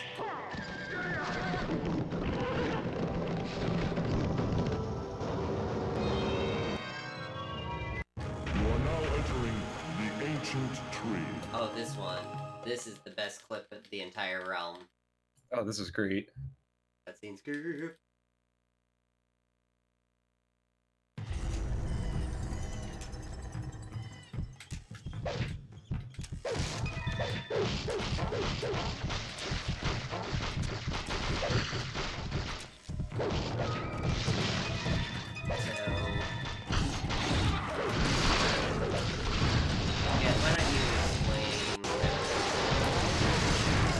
So this one is one of the tricky ones for sure, because there is this little... Basically, the first player has to kind of run into the outside to try and clip a little bit on their own first, and then we're going to try and cross this gap. Now the tricky thing is that if you don't do it at the right angle, you might just fall down like that, and then hope that it resets. But yeah, we're basically trying to just barely make it so that the other person lands on the other side and can stay on that other side. And then once they're there, the first player who doesn't cross is going to try and grab onto them, and that'll bring both players over. There we go. That looks good. Now the tricky part is just, yeah, there we go. Grabbing them just from that distance. You're going to basically be using the maximum possible distance to grab the second player. It's very tricky, but it's very fast. Let's see, like, you skip so much of the level by doing that. You skip, like, all the level. Like, you've played 2% of the level. So good. It's normally so long. Mm-hmm. It's not my favorite clip in the game, but it's definitely one of the top 3, for sure. And it's incredibly unique. There's none other where you have to, like, bridge a gap like that. Yep. That was actually one of the clips that was mostly written off as not being possible for a while. Oh, yeah. I want to say it was Glower who eventually found that exact setup. Yeah, I want to could say be wrong. that he definitely contributed in finding for this game. Yeah. It may have been that particular one, but I don't recall offhand. There's so many people that have just thrown little bits into this run to make it what it is. I'll do my best to mark and mention all of them Yeah. from run time. Like, haven't even touched on, people like Turbo, who is in the UK and primarily works on PlayStation 2, which a lot of people consider to be their personal favorite version. That's the one that most people have. Followed closely behind the game. Yeah, I almost feel like it's even a tie. I feel like a lot of people I knew had a GameCube or played the game on the GameCube. Also because like Legends was on the N64. Yeah, so And of course there is the forbidden 4th version of this game that nobody talks about. yeah, nobody talks about it, but we'll talk about it here because we can. This game came out for Game Boy Advance. Oh, I was thinking of the other version. Sorry, there's 5 versions of this game. But yes, Yeah, there is the Game Boy Advance. Tell us about the Game Boy Advance as the only person who's ever played it in the world. Oh yeah, I will once we explain this clip right here. So we're gonna do another quick death clip. This allows the one player to skip about 30% of the level before he's Yeah, this was one of the smaller time saves, but at the end of the day, the time save is a time save. in. So we want one player to get up at the top, which is a little tricky. Okay, get around that. There we go. We're almost there.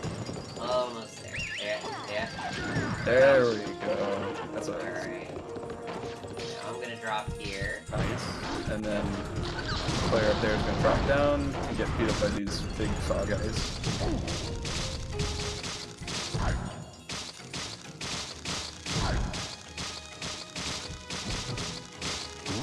Bomber, you're not helping.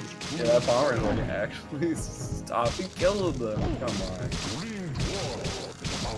You're killing your own guys. Do you not know what you're doing? There we go. He has done far more harm. Far more harm than good. So yeah, tell us about the Game Boy Advance version Oh of this man, the game. Game Boy Advance has 5 of the realms. Gold is nearly as full. Does not allow you to buy items or sats or anything of that nature. And items, you cannot turn them off when you pick them up. So they are always preserved. Yeah, and like the game itself is just it's nothing like this at all. Nothing It's like so this different. at all. Welcome back. Stats, like, there is a medium, easy, and hard difficulty, but like the stats are really weird. Like, they don't stay the same. Like, you can have like max speed for easy difficulty, and then have 250 speed to start on hard. Yeah. And the music, you know, when I've streamed that game, everybody hates the music. Oh, it's so bad. It's so bad. It hurts the ears. But it exists, and I'm fortunate enough to not only have that version, but, yeah, you know, Oh, no, wanna fight? I love that it exists. Don't get me wrong. But it is a treasure. The web of the Queen Spider. Wrong file. Oh, okay. That's okay.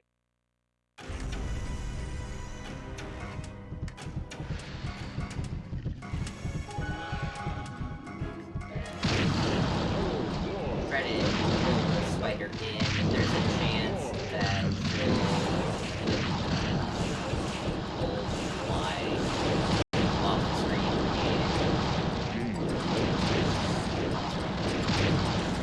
Insane chance. It's like almost every time. It's really hard to get her to say something so it doesn't move.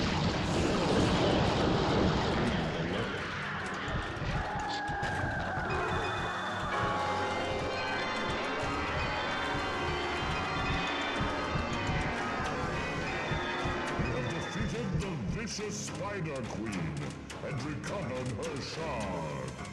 You have found the one runestone from this realm. I don't think I got it. Oh well. I can buy more items. Green Dwarf has gained a level. Yellow Dwarf has gained a level. Spring. Boss item.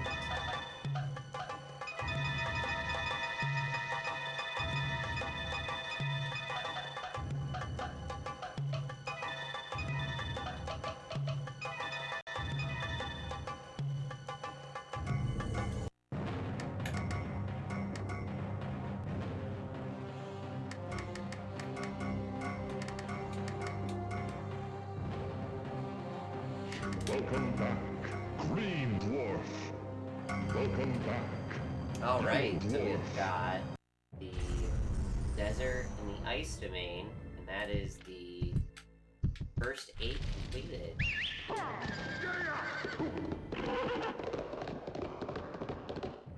like to say that is pretty good. Honestly, this run is very solid.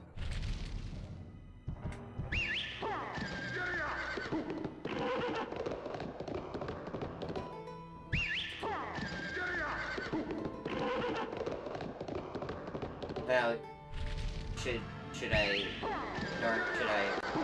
have you explain what could happen with this particular version, or should we You are just now entering not? City Ruins. Well, let's just wait and see what happens. we do have the benefit of saves on our side if anything should go horribly, horribly wrong.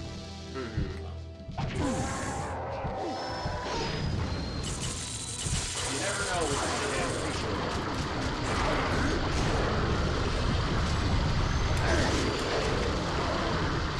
General, just in a really bad spot, so we gotta kill him.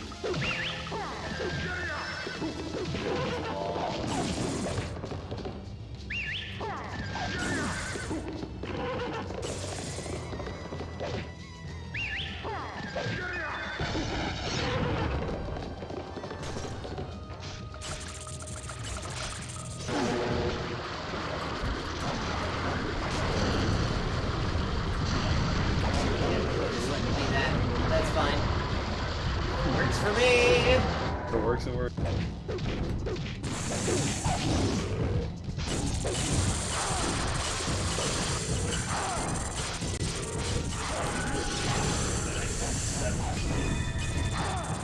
That's the problem with the desert. A lot of people complain about this particular level because it has way too many enemies, everybody's way too long.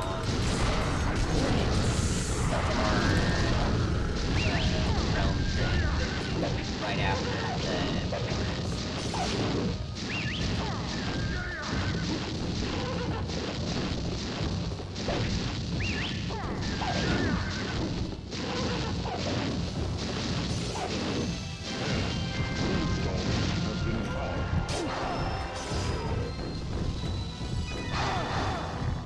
just gotta do a little light backtracking to get to the exit.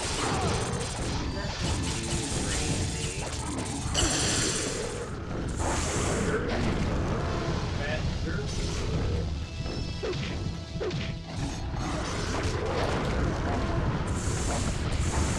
Yeah, generals are mean. They're not kind. And they don't take kindly.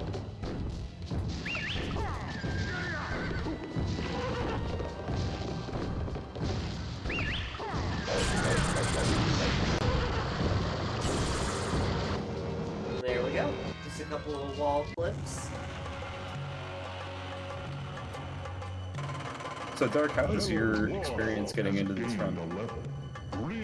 So, I never had access to Dark Legacy in my youth, but I played a lot of Gauntlet Legends. So, what ended up turning me on to this run in particular was you have found a rune stone of Gauntlet Legends and SGDQ. And it turns out that he lived very, very close to me. So when we ended up running into each other at SGDQ 2019, I caught him playing this game actually in practice room. I let him introduce myself. He mentioned that if he was ever interested in collaborating on some co-op runs, that I would definitely be interested, and I was in the area. So we ended up meeting up a couple of months later and tried to plot out some time where we could sit down and learn some of each other's speed games and see what became of it. So, I learned all of this route from him, which was great because he's got the map down all together, so I can just kind of follow his lead until I pick it all up. An absolute encyclopedia of Gauntlet knowledge. Yeah, I've committed 5 years to this game, on and off, so I know a lot about this game. Yeah. I know more about this game than I know about some of my friends. I'm fairly sure at this point you know more about the game than anyone who developed it. I'm fairly certain that if I wanted to make a certificate that said Masters in Gauntlet, I would probably get it. You would probably qualify. I would just be like, yeah. I gave myself this certificate. You can stay tuned for Boyo's lectures.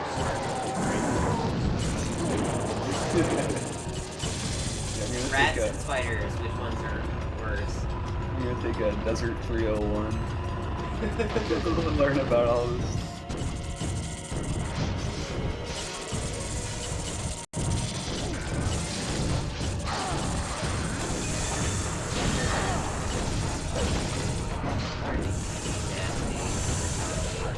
There's a lot of stuff. A lot of stuff. A lot of things. Everyone. I like my face.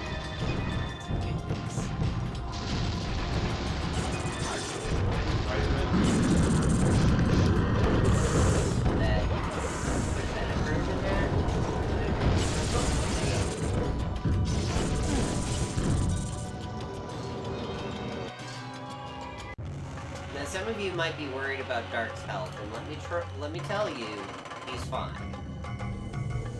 As long as he's not at 0, everything's good. Yeah, you're right No about worries, that. no problems. If I've learned anything about this game, is that there's always a way to recover your health. You don't need 6,000 health. It's nice to have, you don't need it. There's always a point, like around here or the ice domain, where we start going, wait a second, we're starting to get kind of low on HP. But we need to like route some health into the... Can get a little scary. A little bit. Fortunately, at this point in the run, we've got a decent amount of boss items stocked up, and don't have to spend money on stats at this point. Obviously, armor's nice to have. Magic is kind of, you know, cosmetic at most, because it gives you a wider range of your potions, but we don't usually use our potions, so... Green dwarf needs food badly. Must ration. So...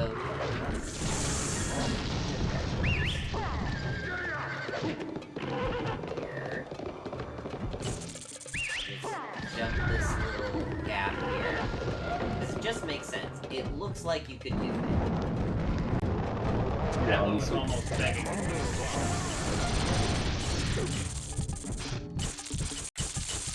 All the snakes.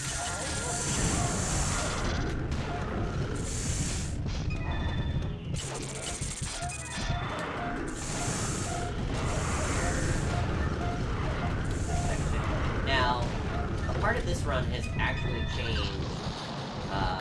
We go after Switch, and it saves flipping through one.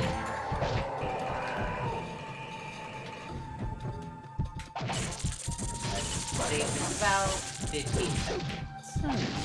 It's not much, but in a 3-hour run, you know, pennies turned into pounds.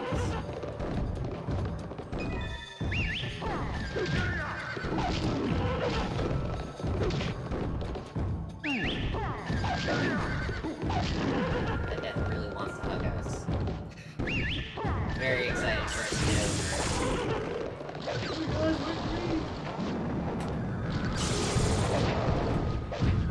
Oh, however, one No.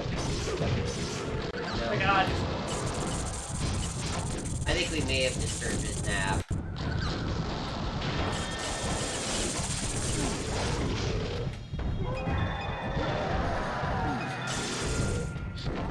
You done killed yourself. I did. Why would you do such a thing? I'm silly.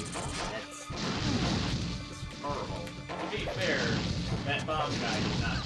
No, that bomber is not a good guy. Well, you can come back. Fortunately, this level has no runestone, so you didn't miss anything. It didn't miss. The stronghold is still safe from the likes of you. And this next stage might just be my favorite clip in the game. Oh, this is hands down my favorite. This is such a long and convoluted and dangerous stage. Yep. And it is the funniest clip. Because, like, we found this, and it was just like, there's no way this is gonna work, right? And then it just did.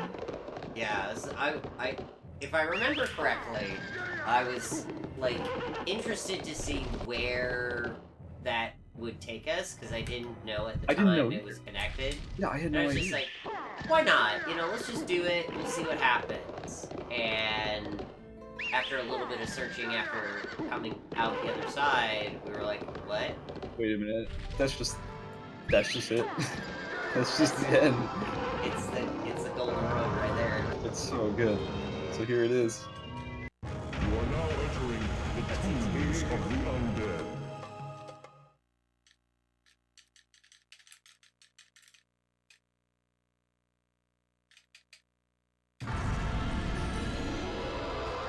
We're just gonna go straight down.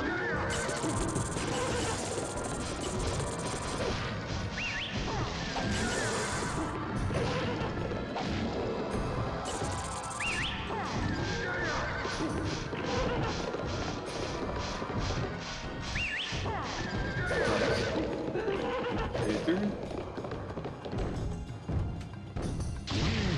And straight out. That is the whole level. It's so satisfying. I will never not be excited by that. That's so cool. You get to skip 2 gargoyles, a bunch of crystals, a lot of twists and turns and switches. So satisfying.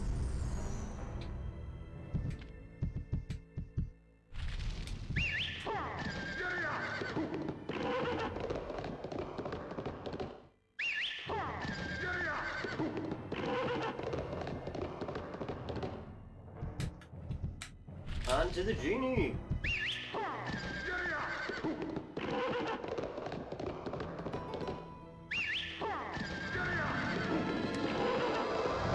Yep, with the right angle you can tune limit it. You are now entering the genie's sanctum.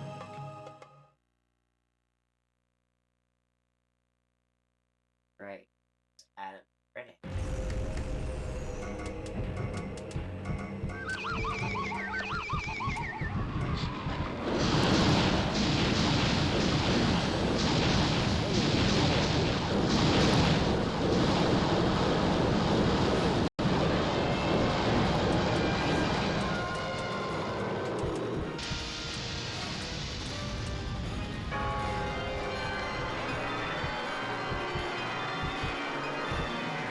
You have defeated the terrible genie and recovered his shard. You have found the one runestone from this realm.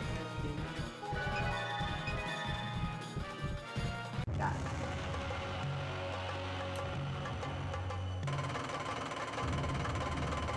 Green dwarf has gained a level. Yellow Oh, yes. dwarf has gained a Very level. nice, I like it. Very nice. Restock.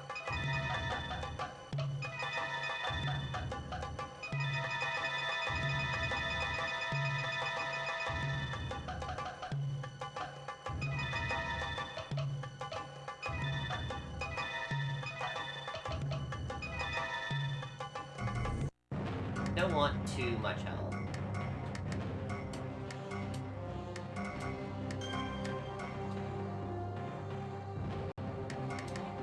Two. Welcome back, yellow dwarf. And we've got a little extra money to spend. Green dwarf. And we're gonna need it because once you fight Scorn 1, you have to fight Scorn 2 before you get any gold for the final fight. We are on last major 8. Everybody's least favorite realm. No, I'm just kidding. Yeah. I mean, it's so dangerous. And unfortunately, a lot of the theoretical clipping doesn't work. There is one good clip at the last level, but most of the other You are stages now entering pretty Arctic rough. docks. Let's do cutscene screw.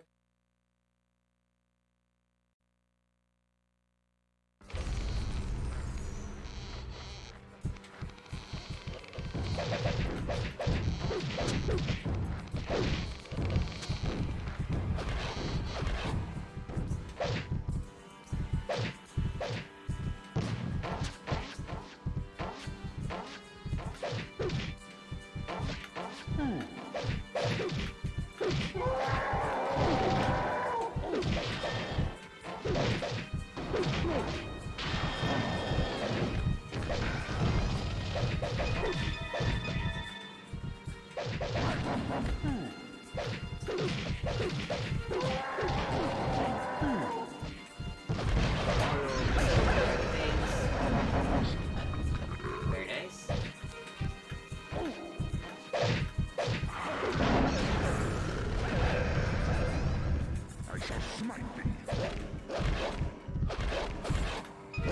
Yeah, so this run was mostly just like running from place to place. There's a few clips, but this is mostly just efficient movement. One of the biggest things about this game that actually, or about the run that is often sort of understated is how important getting around enemies and generators are. Generators are completely solid and sticky. So if you happen to be like trying to dash past them, you'll get stuck a little bit, and it's really obnoxious. So fissuring, even though it makes you stand still for a few seconds, can help you clear out some generators that would block your way out. But for the most part, it's just about efficiently dodging around them as much as possible.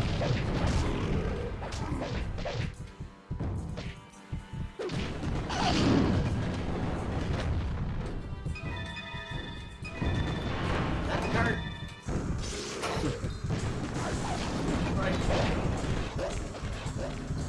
It's okay. We've got help. We can hold on.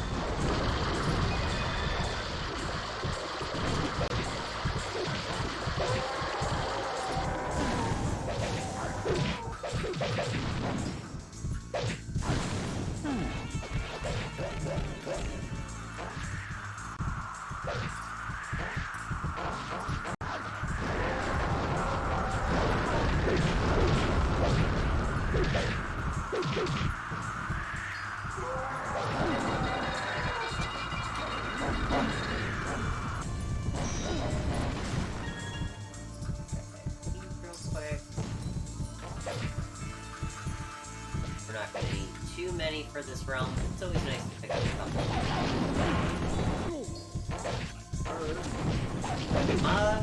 Cart.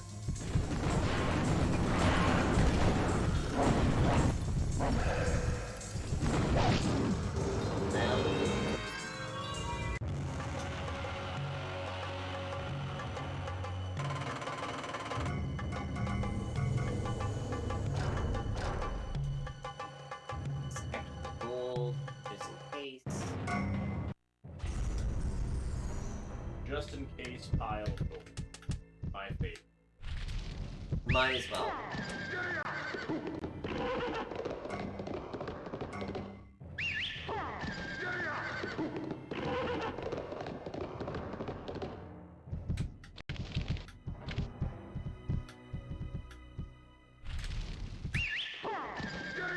$225. Real steep price of admission. For 5 levels. Pretty rough. And given the fact that there are exactly 225, means if you miss one, guess you're replaying a level. Entering Frozen Camp. Funny story. For the longest time, I was convinced that there was only 224 white crystals and that you had to replay a level. But it turned out that there was one crystal hidden in the mothership that I just never checked because it didn't look like there was a crystal there. Oh, sorry. Yeah, I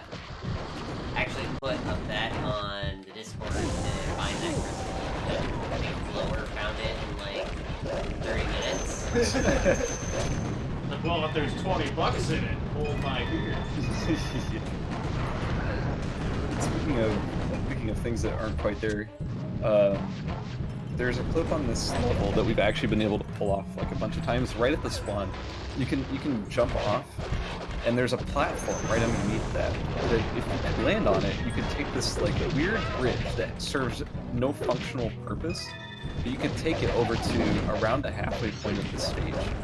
But unfortunately, the way that the mountain is constructed, since it is a mountain of some sort, the platform isn't exactly directly below that clip part. It's just very slightly horizontally outward. So you actually miss it by just like a fraction of an inch. One of the most frustrating things. Because you could skip like half the level if it was just constructed just very slightly different. Like, they even have that bridge there and everything. Like, there's that thing has no purpose otherwise. Yeah, it's only cosmetic. But at best. But you could still like walk on it. Like, you can walk up there normally, but there's nothing to do up there.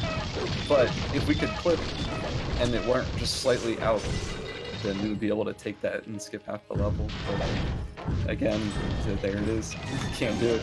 The developers knew. They decided to just taunt us a little bit.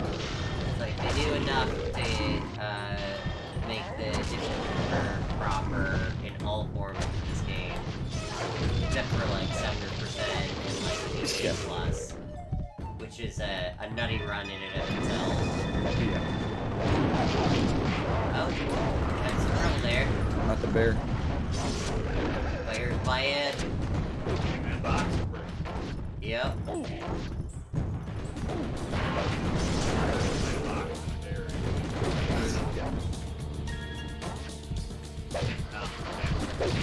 No. Didn't take too kindly. Okay, Sucker, calm down. I understand. My friend is not near me immediately. But we've been doing this for a long time, Sucker. We don't care. Okay, so here's this fun little clip. Takes out most of the minecart puzzle and saves us a lot of help. Yeah, that clip is a little risky sometimes, but for the most part, it's fairly consistent.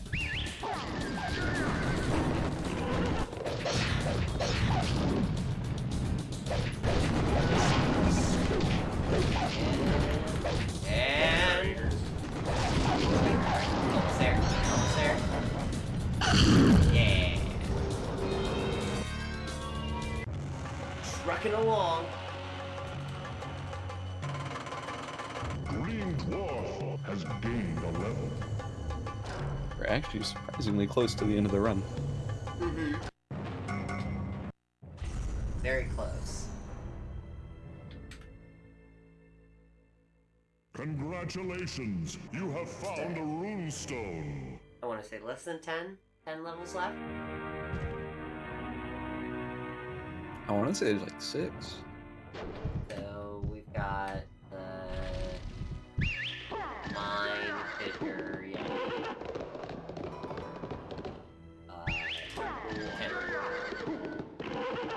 battlefield. Oh yeah, it is really like 10. I kind of wasn't counting the bosses, but yeah, they do count. Yeah, that's fair. I mean, it's argumentative whether or not those are technically levels, because you're just fighting a boss. And given this run, those boss fights are fractions of what some of the levels take time-wise.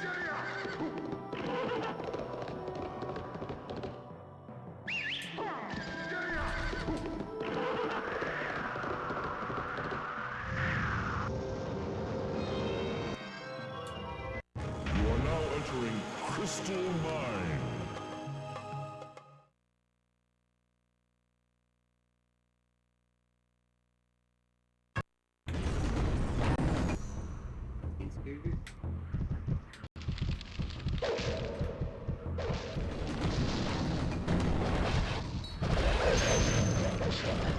Yes, this brings me back to the days that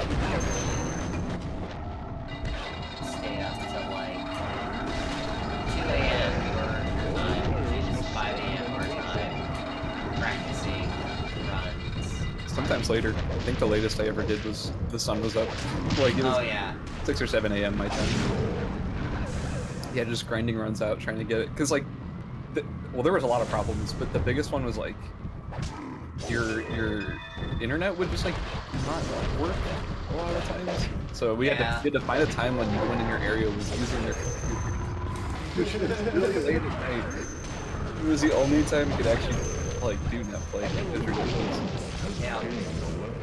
But hey, when I found that you were interested in doing these runs, I was getting up to school early. Just like up until that point, I hadn't really played this game with a lot of other people. Sure, I played with like family, with friends from time to time, but never like a school run. Yeah, it was really fun.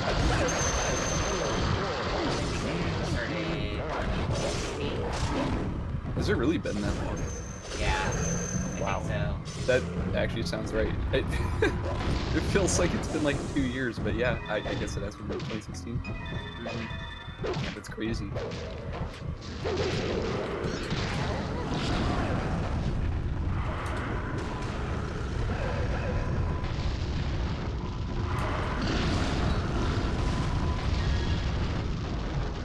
Started running this game with Dark in 2019.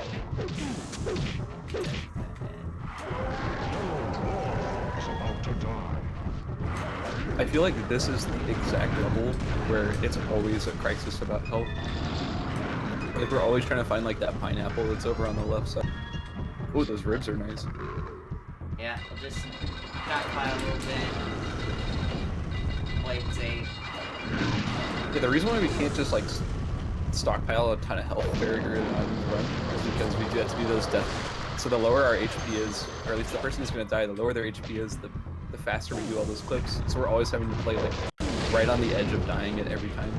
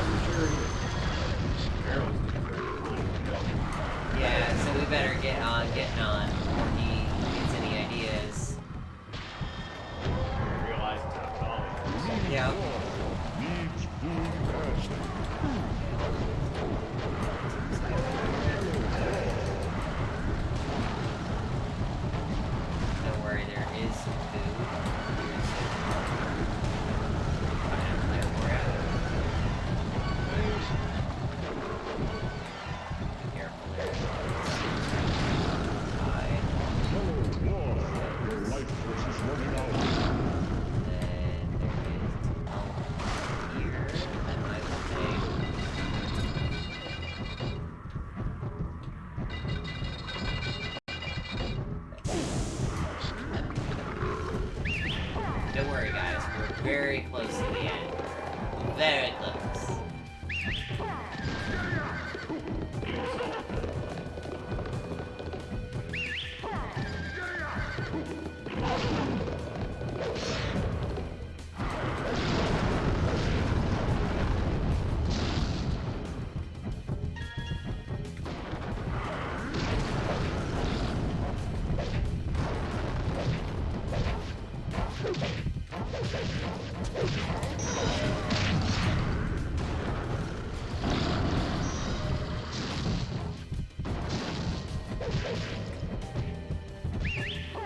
I think one of my favorite things about this run is that there is hardly a dull moment. Like every realm has at least one extremely cool clip in it.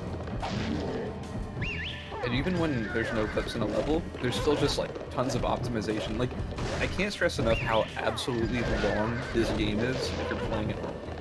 Like it takes like so many hours, like minimum 50 hours playing it casually for the first time. That's a minimum. Because you keep the idea is to kill as many things as you can and make sure that odd items need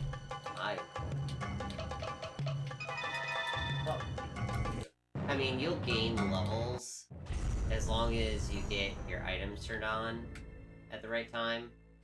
Like, you'll be fine. Congratulations! You have found a runestone. Mm-hmm.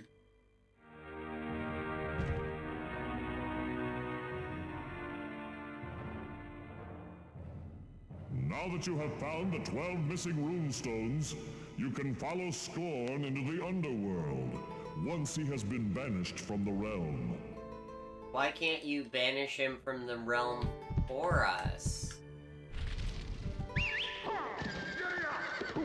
I posed a legitimate question, sucker. I mean, we know he could beat the game in 3 minutes, so what's up with that? So, like, why you making me do this? At the very least, like, could you kick him out of the cathedral, you know? Desecrate a temple. Save us from fixing your pesky window.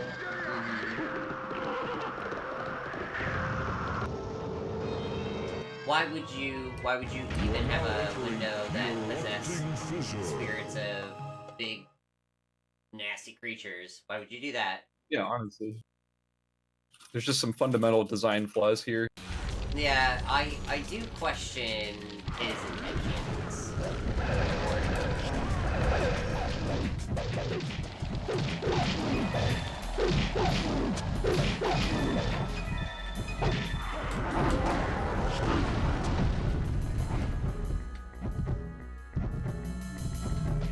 So this is another really cool clip, in my opinion. Although I will say this is also in like my top 5 favorite. Like all the death clips are some of my favorite clips ever because they're extremely like the distance you travel is insane. And setting them up is always extremely difficult as well. But like the result is so cool seeing the player just fall because there's like no jumping in this. There's no real vertical movement at all. So seeing a dwarf free falling through the air is like so incredibly out of place in this game. Picture the everything. Kill one of us. Alright. Make sure to open the door too. Oh, you won't. You're good. That's only a concern if only one person instance. Oh yeah, we've done that. Oh yeah. Several times.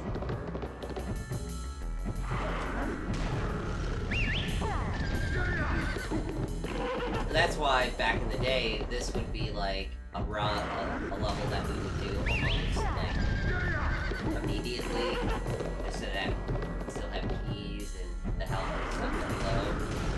Just keep bonking us.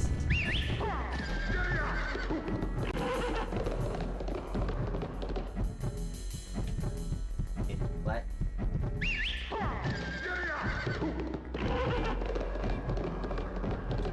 Although it is worth mentioning, this is absolutely one of the absolute hardest clips in this game. Because resetting the position is very difficult. You have to do a lot of fissure resets, which wastes a little bit of time for player 2. That's disappointing when that happens.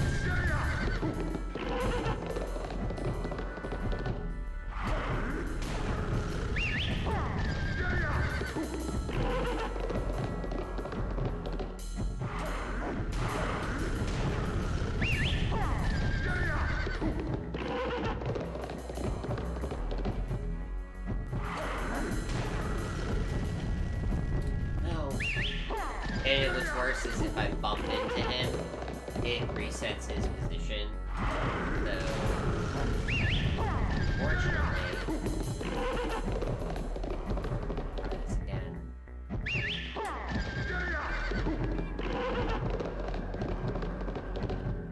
There we go. Nice. And you're at the perfect health.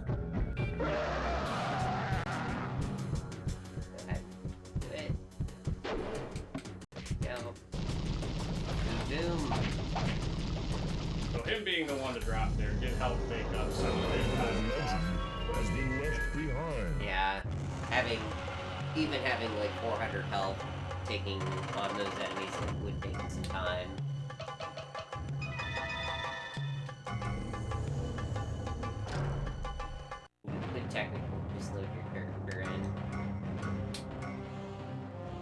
Yeah, if you were wondering earlier on why don't we just like leave one person at low HP and the other person is nice and healthy, and that just sort of illustrates exactly why we can't guarantee which player is going to drop. We know that it's either 3 to 4 clips, depending upon your angle and, most importantly, how the characters are interacting as they're doing this combo attack. Yeah. So, since player 1 clips differently from player 2 based on their positioning or the angle they're it is a little more consistent which one will drop. Like, I'd say it's probably about 70% the same person drops every time, but that's not 100%, so for that reason we have to keep everybody pretty low.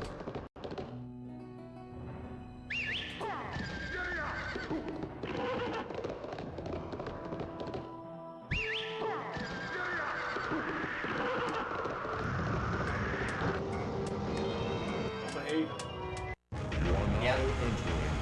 2.5 hours in, everything's going fine. It's great news. Home stretch.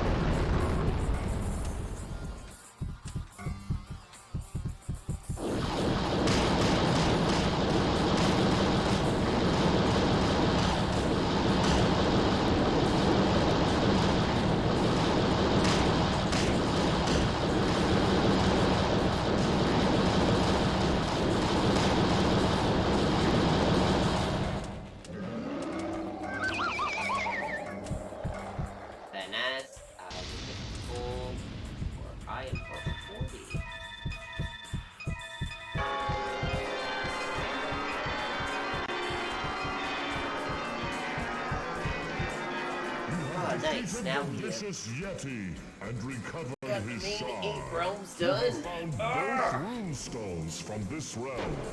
The rest of this realm's like rest of this run is like a cakewalk. It's still quite a few clips to go too, though, and some of the most satisfying non-dwarf clips in the entire run on that. It's the trenches, I believe. Yeah. Just jamming your face up against that dirt. I still can't believe like that was not known for so long. Oh yeah, because it was just assumed. I just assume you can't just like walk Right, through there's them. no way they're gonna let me just walk through this. There's no way. Surprise.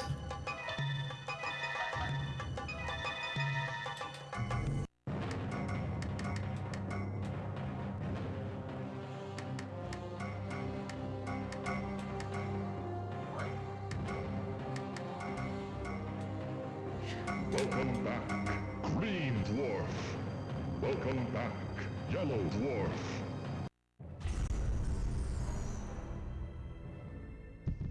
Look at our hammers. They've gotten Quite mighty. mighty and polished.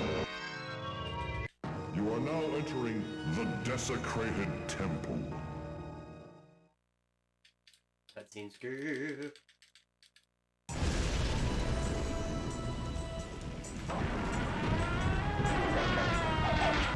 So this level is pretty linear. So instead of like going through all the twists and turns of it, we're just gonna click on through. Yeah, a few well-placed clips here will just basically yeah, skip all the twisting.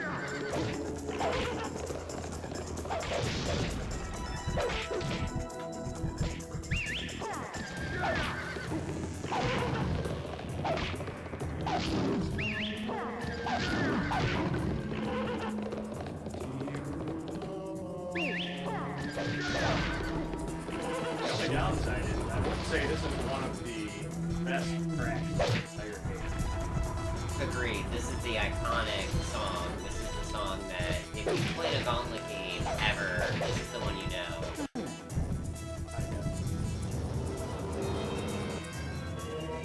You are now entering the altar of scorn. Alright, Scorn.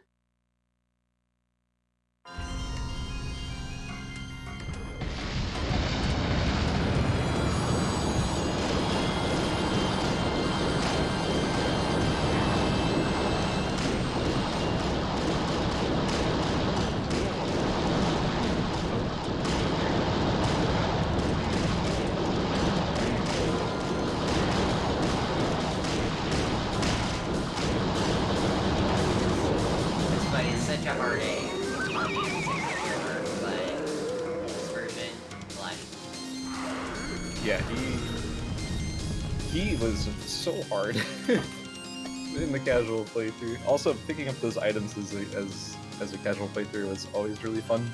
I love those. Congratulations! You have defeated Now, it turns out we're gonna lose a little bit of time overall because we're not gonna pick up these items. Sumner really wants us to, but they're actually ineffective for their intended purpose, which is to fight Scorn. It's just way easier to fight him with the method that we're using. 100%. Just because, like, not only does it do more damage in general, but also those iframes mean we never get hit. And if you never get hit, you never get interrupted in your attacks, so your attacks are more often. It's just so much fun. Green Dwarf has gained a level. Boss item.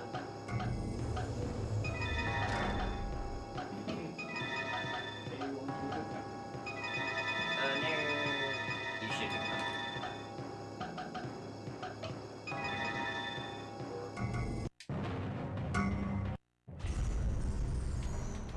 Alright, we can charge into this portal. We get a moment to do that. Control. Oh Now that you no! have found the 12 missing runestones, It's you begun. can follow Scorn into the underworld Save and after destroy Scorn him 2. forever. Yep. That is a absolute must. You are now entering the gates of the One wild underworld. card to this run is sometimes the Xbox will do its best to try to burst into flames spontaneously. It's just trying to match the level. Yeah, the game graphics get a little creative at times. Tends to call up a lot of assets. Nice glass pass, kind of like the refights of the Mega Man game. Terrifying nightmare fuel. Yeah.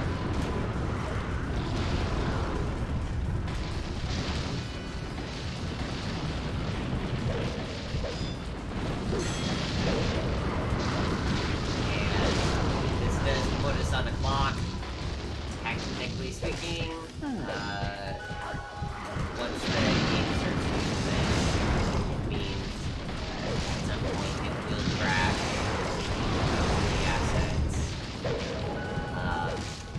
This is why we save. But we come to find that we are successful getting through the game in about 3 hours. We can escape that.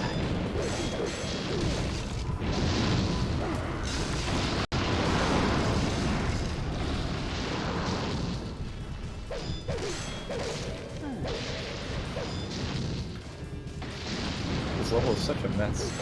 There's just so much stuff. They just throw, like, it's such a colorful mess, too. Yeah. Most of the rest of the game here, it seems pretty meticulous scattering. And they were just They like- really painted them forward. Yeah. They just held down left click, drag. Yeah, it seems good. You have a tiny walkway? Yeah, put 7 of them there.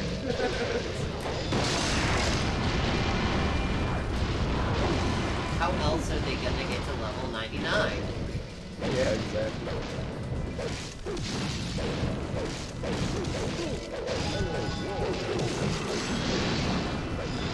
Very nice. Yeah, a couple well-placed fidgets. Clear out so much stuff. Fun as you charge along behind it, you can hear things exploding in front of you. Oh, it's great, yeah, because it starts to, like, you get in the render distance of them and they'll start spawning. And then you just hear them all die instantly. Oh no, it's a scary fight with four enemies. Spam turbo! You just make them block and they never attack you. Yep. They're super Good cool job. looking. Yeah, they are Now so good. entering the throne of Scorn.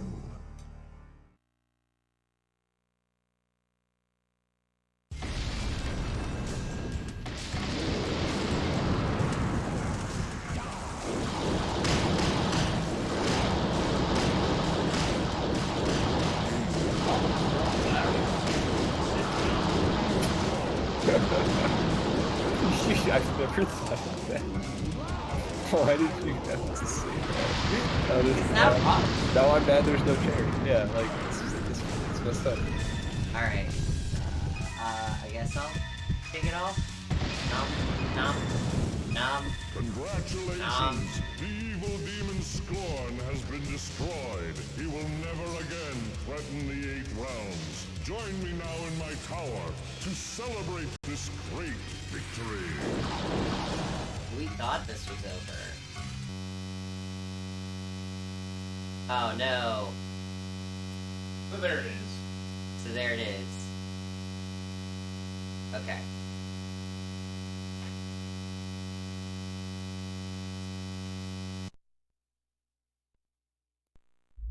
It's the only downside with playing with the Xbox.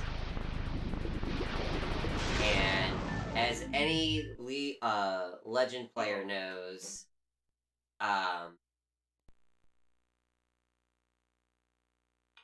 that boss can make the game crash.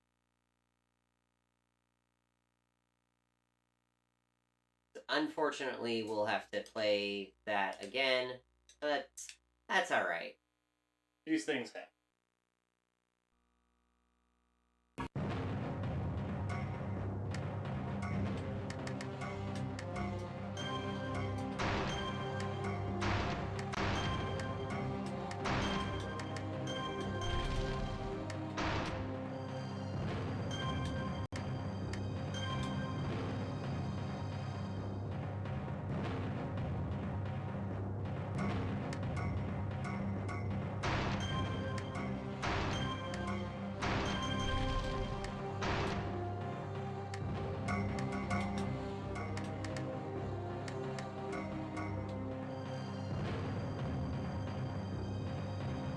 That was probably file 1.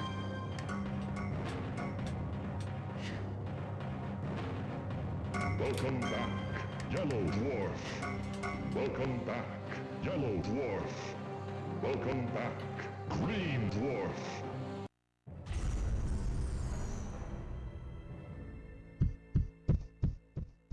Oh no. Oh, we gotta play through all of that again. You are now You really entering were gonna say the that. desecrated temple. Yeah.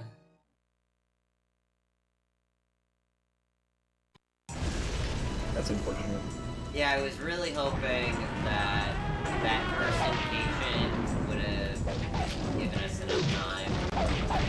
Apparently not. Not today, I guess. Not today. For a marathon, we would have backup scenes ready for this.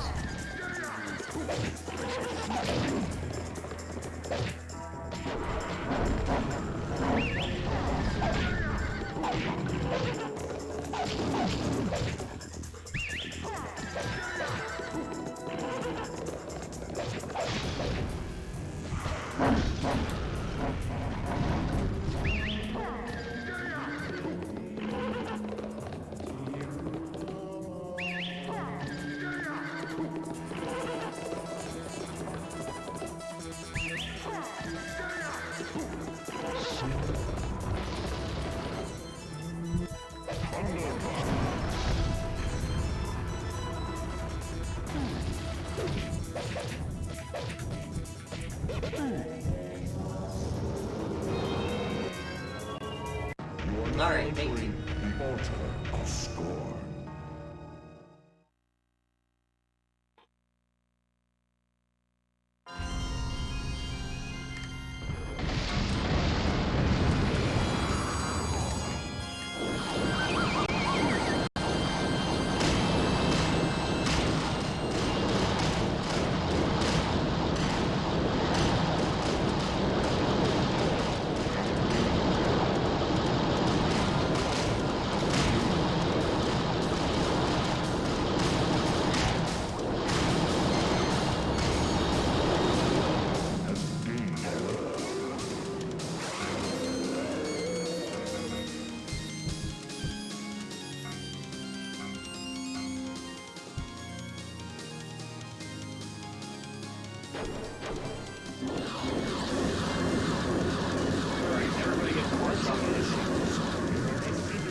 everybody Who doesn't loves love some. more thunder?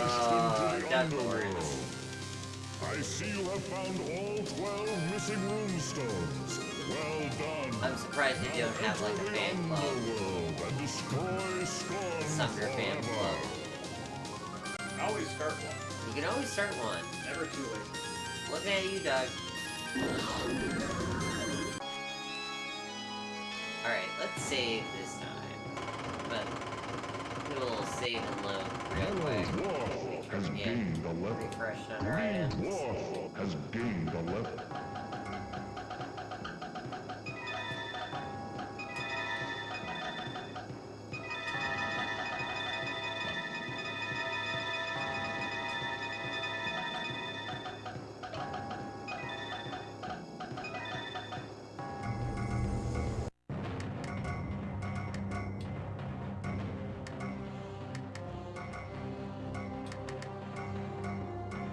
Welcome back, Yellow Dwarf. Welcome back, Green Dwarf.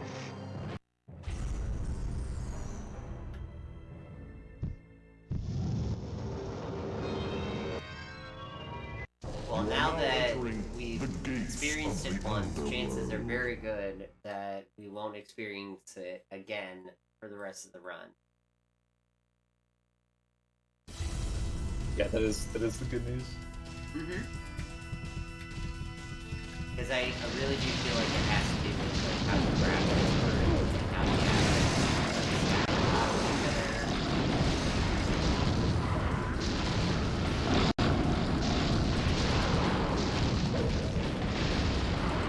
We'd like to take the time for SGDQ to figure out why that happens. Because I've never experienced that in like different countries. In all of our plays, at least, GameCube, Yeah. I've never experienced that.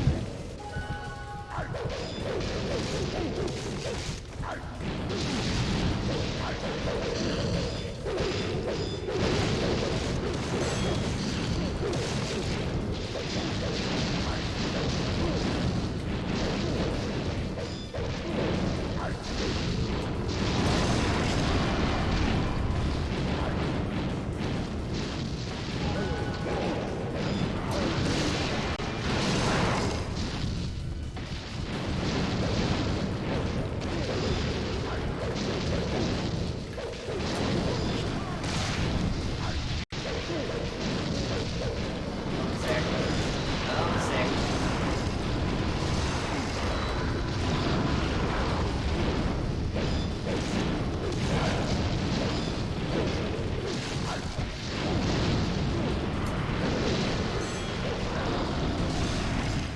Gained a level.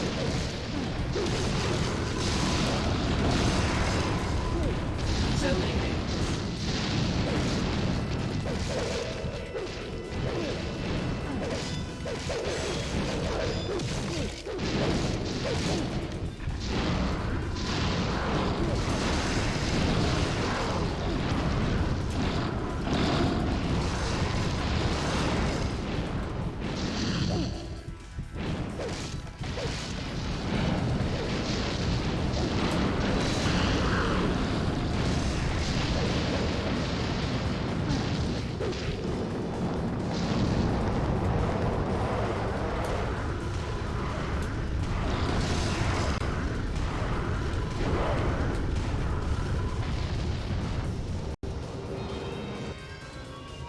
You are now entering the We gotta thrill fight of Scorn too. Scorn. Yup.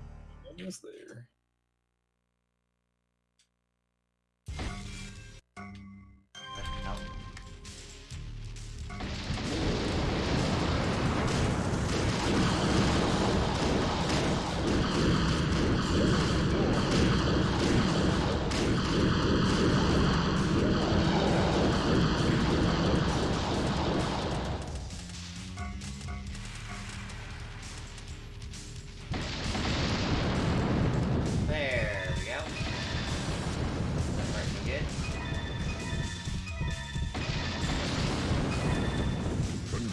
Congratulations! The evil demon Scorn has been destroyed. He will never again threaten the 8 realms. Join me now in my tower to celebrate this great victory.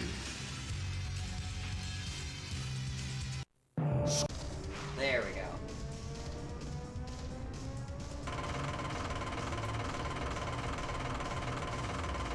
Green Good time Dwarf save there. has gained a level. Oh, for sure. Yellow Dwarf has gained a level. Fair to say we lost about 6 minutes there, but that's not too bad. Yeah, that's Grander a good scheme of level. things.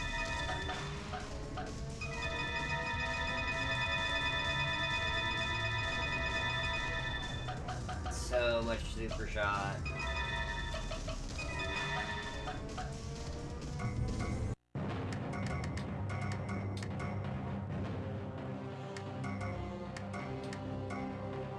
So we haven't been picking up any other golden icons. Welcome back. Green So- Dwarf. You might be wondering how we're gonna access the Yellow battle. Dwarf. Well, you're in luck, because there happens to be a skip that we can do. And all it takes All is to be at players this must stand exact on the moment in the platform. game with these specifications. Go into the inventory. Hello. Where are we? God, this was the coolest thing I ever saw when I first saw it. Battle trenches. Don't need the icons. Theoretically. It's like, you don't need any of them. But it's nice to have the same things.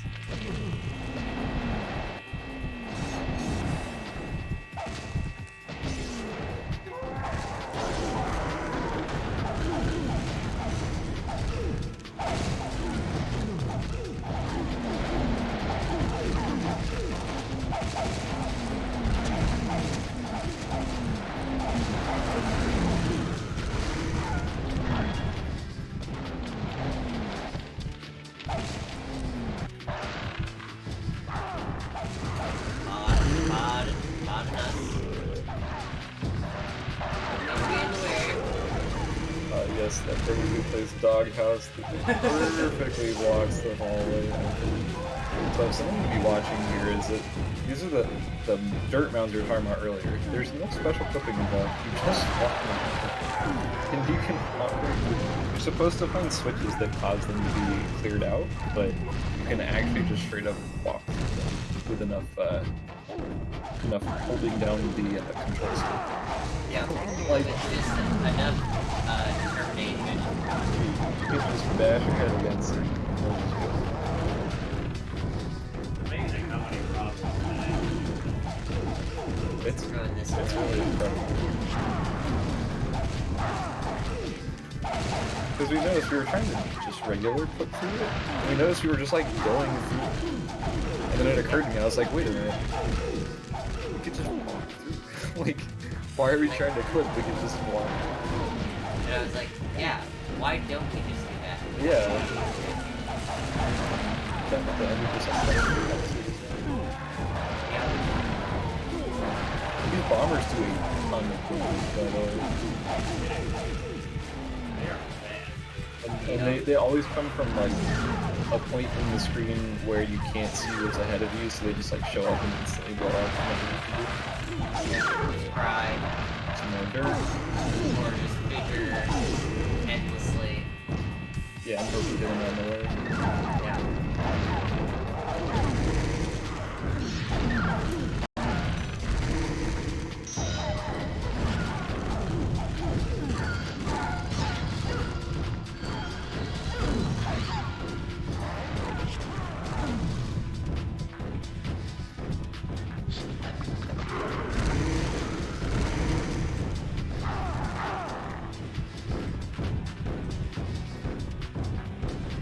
More dirt.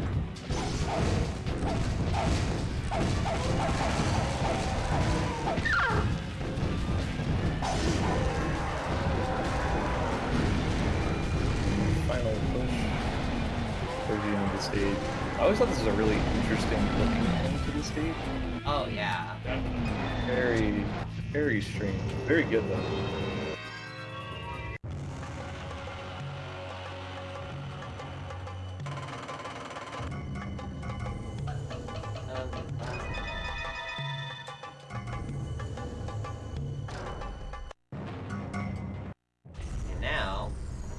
open.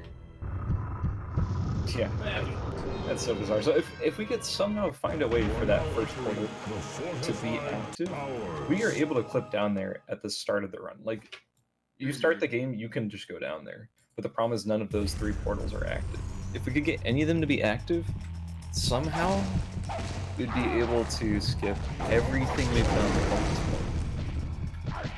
Which of course means it's a really short run, and it's basically what 700% is already, but it's more of just like doing it just to save it. And at the very least, if we could skip runestones, that would cut like an hour out. If we could skip bosses, that might cut like an hour out. But it's sad. Now, there is a new game plus route that allows you to gain access to the battlefield, but that's also taking advantage of Summoner. Like that character that you get after the game, you get the option to have Summoner and Starter. Yeah, since he's technically a wizard, I think this is how it works. He's technically a wizard. And he like starts max stat and with like everything unlocked, right? So basically, since he's technically a wizard, you can load up a game as Summoner and then like make a wizard, right? Yeah, you just change it, like you play through a level and then you change into a wizard, and you'll still have access to the underworld, and the temple, and all the first realms. Don't know.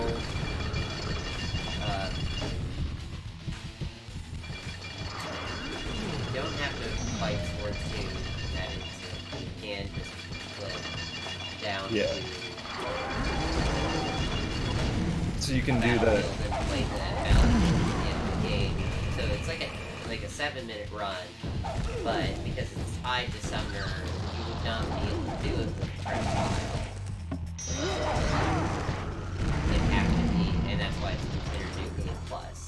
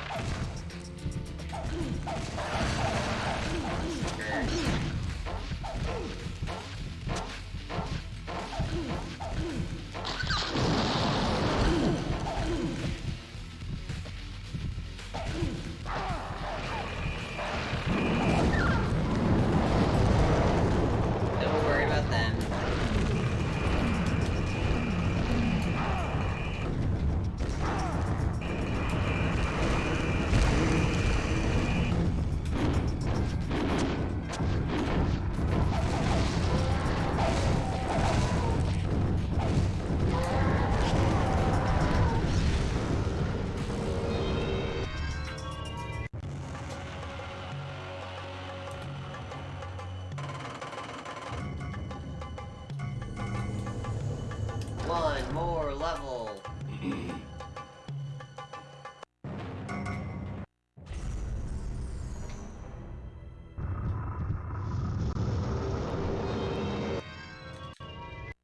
are now entering the Infernal Fortress. This one I like because it's got a couple clips that are pretty slick. They're pretty slick slide tricks that you wouldn't notice at first glance.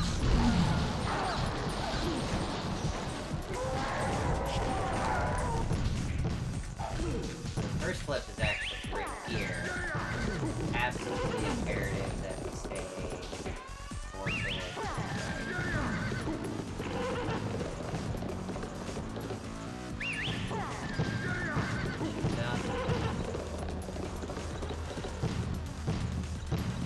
Grab.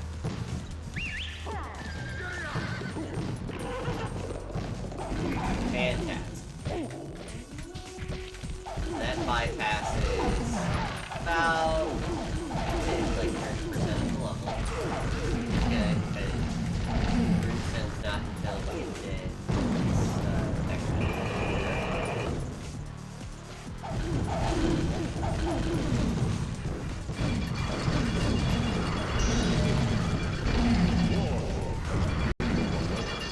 the two clips on this stage, one of them is a lot harder than the other one, and that's the one they have to do right.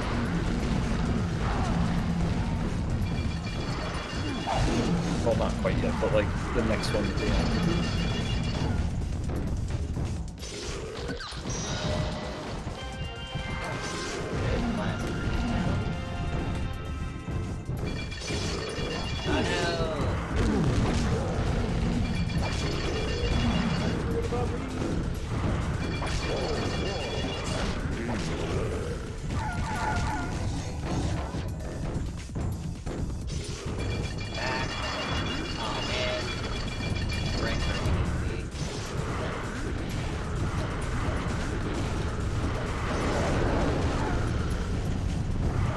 Yeah, this guy can be really annoying.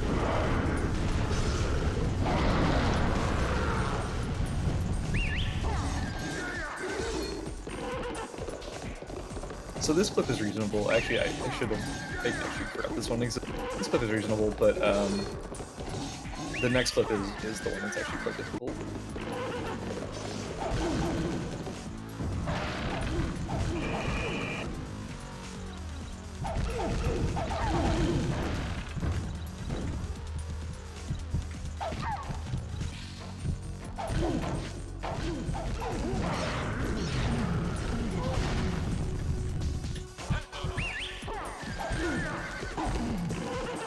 We actually have to flip on this side of the gate. We can't jump over what would be the fourth part because there's a slight elevation change. You technically can, it's just so much harder. We've done it a handful of times. Oh yeah. But it is wildly inconsistent. And rather that switch just to save a couple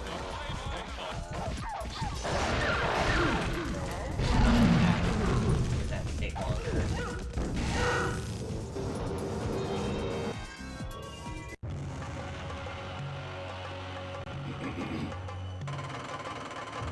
Yellow Dwarf has gained a level. Green Dwarf has gained a level.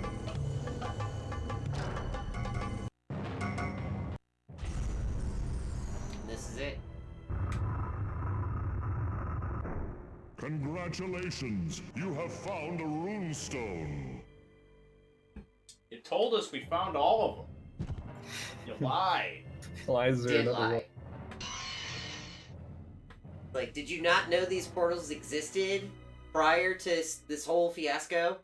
You have found the 13th runestone. Go now and face guard. Oh, I will.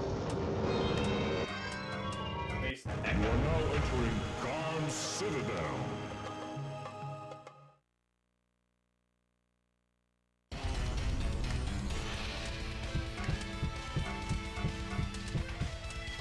Time for this very dangerous and scary final boss fight. Oh no, it's this one statue they can't move.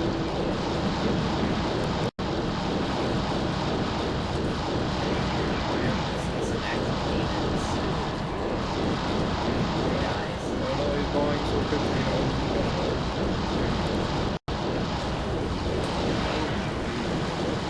Oh, that's funny. No. He still did it.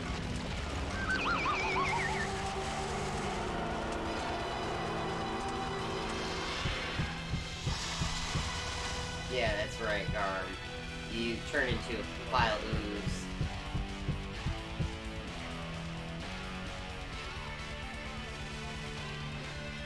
Congratulations! Garn Congratulations. has been destroyed, and his evil has been purged from the realms. And that's it. I'm The evil Well wizard done. has been destroyed. He will never again come This the is done. Peace will So again yeah, that is Gauntlet Dark Legacy. The entire game. Done completely out of order. done completely out of order. And with the help of some friends, we're able to cut out so much time in this game. Yellow Dwarf has gained Yeah, a it's level. really an amazing run. I love it dearly, and it's the fact that there's like a clip, a glitch, an out of bounds, all sorts of stuff in like almost every level. It's really unique to watch, especially if you've played the game before. It'll easily blow your mind. All Well, right. cool. Well, thank you so much for watching, and thank you, Boyo, and thank Dark Alexander for doing this amazing run. Absolutely. Thanks for joining us, Kaz. Blast.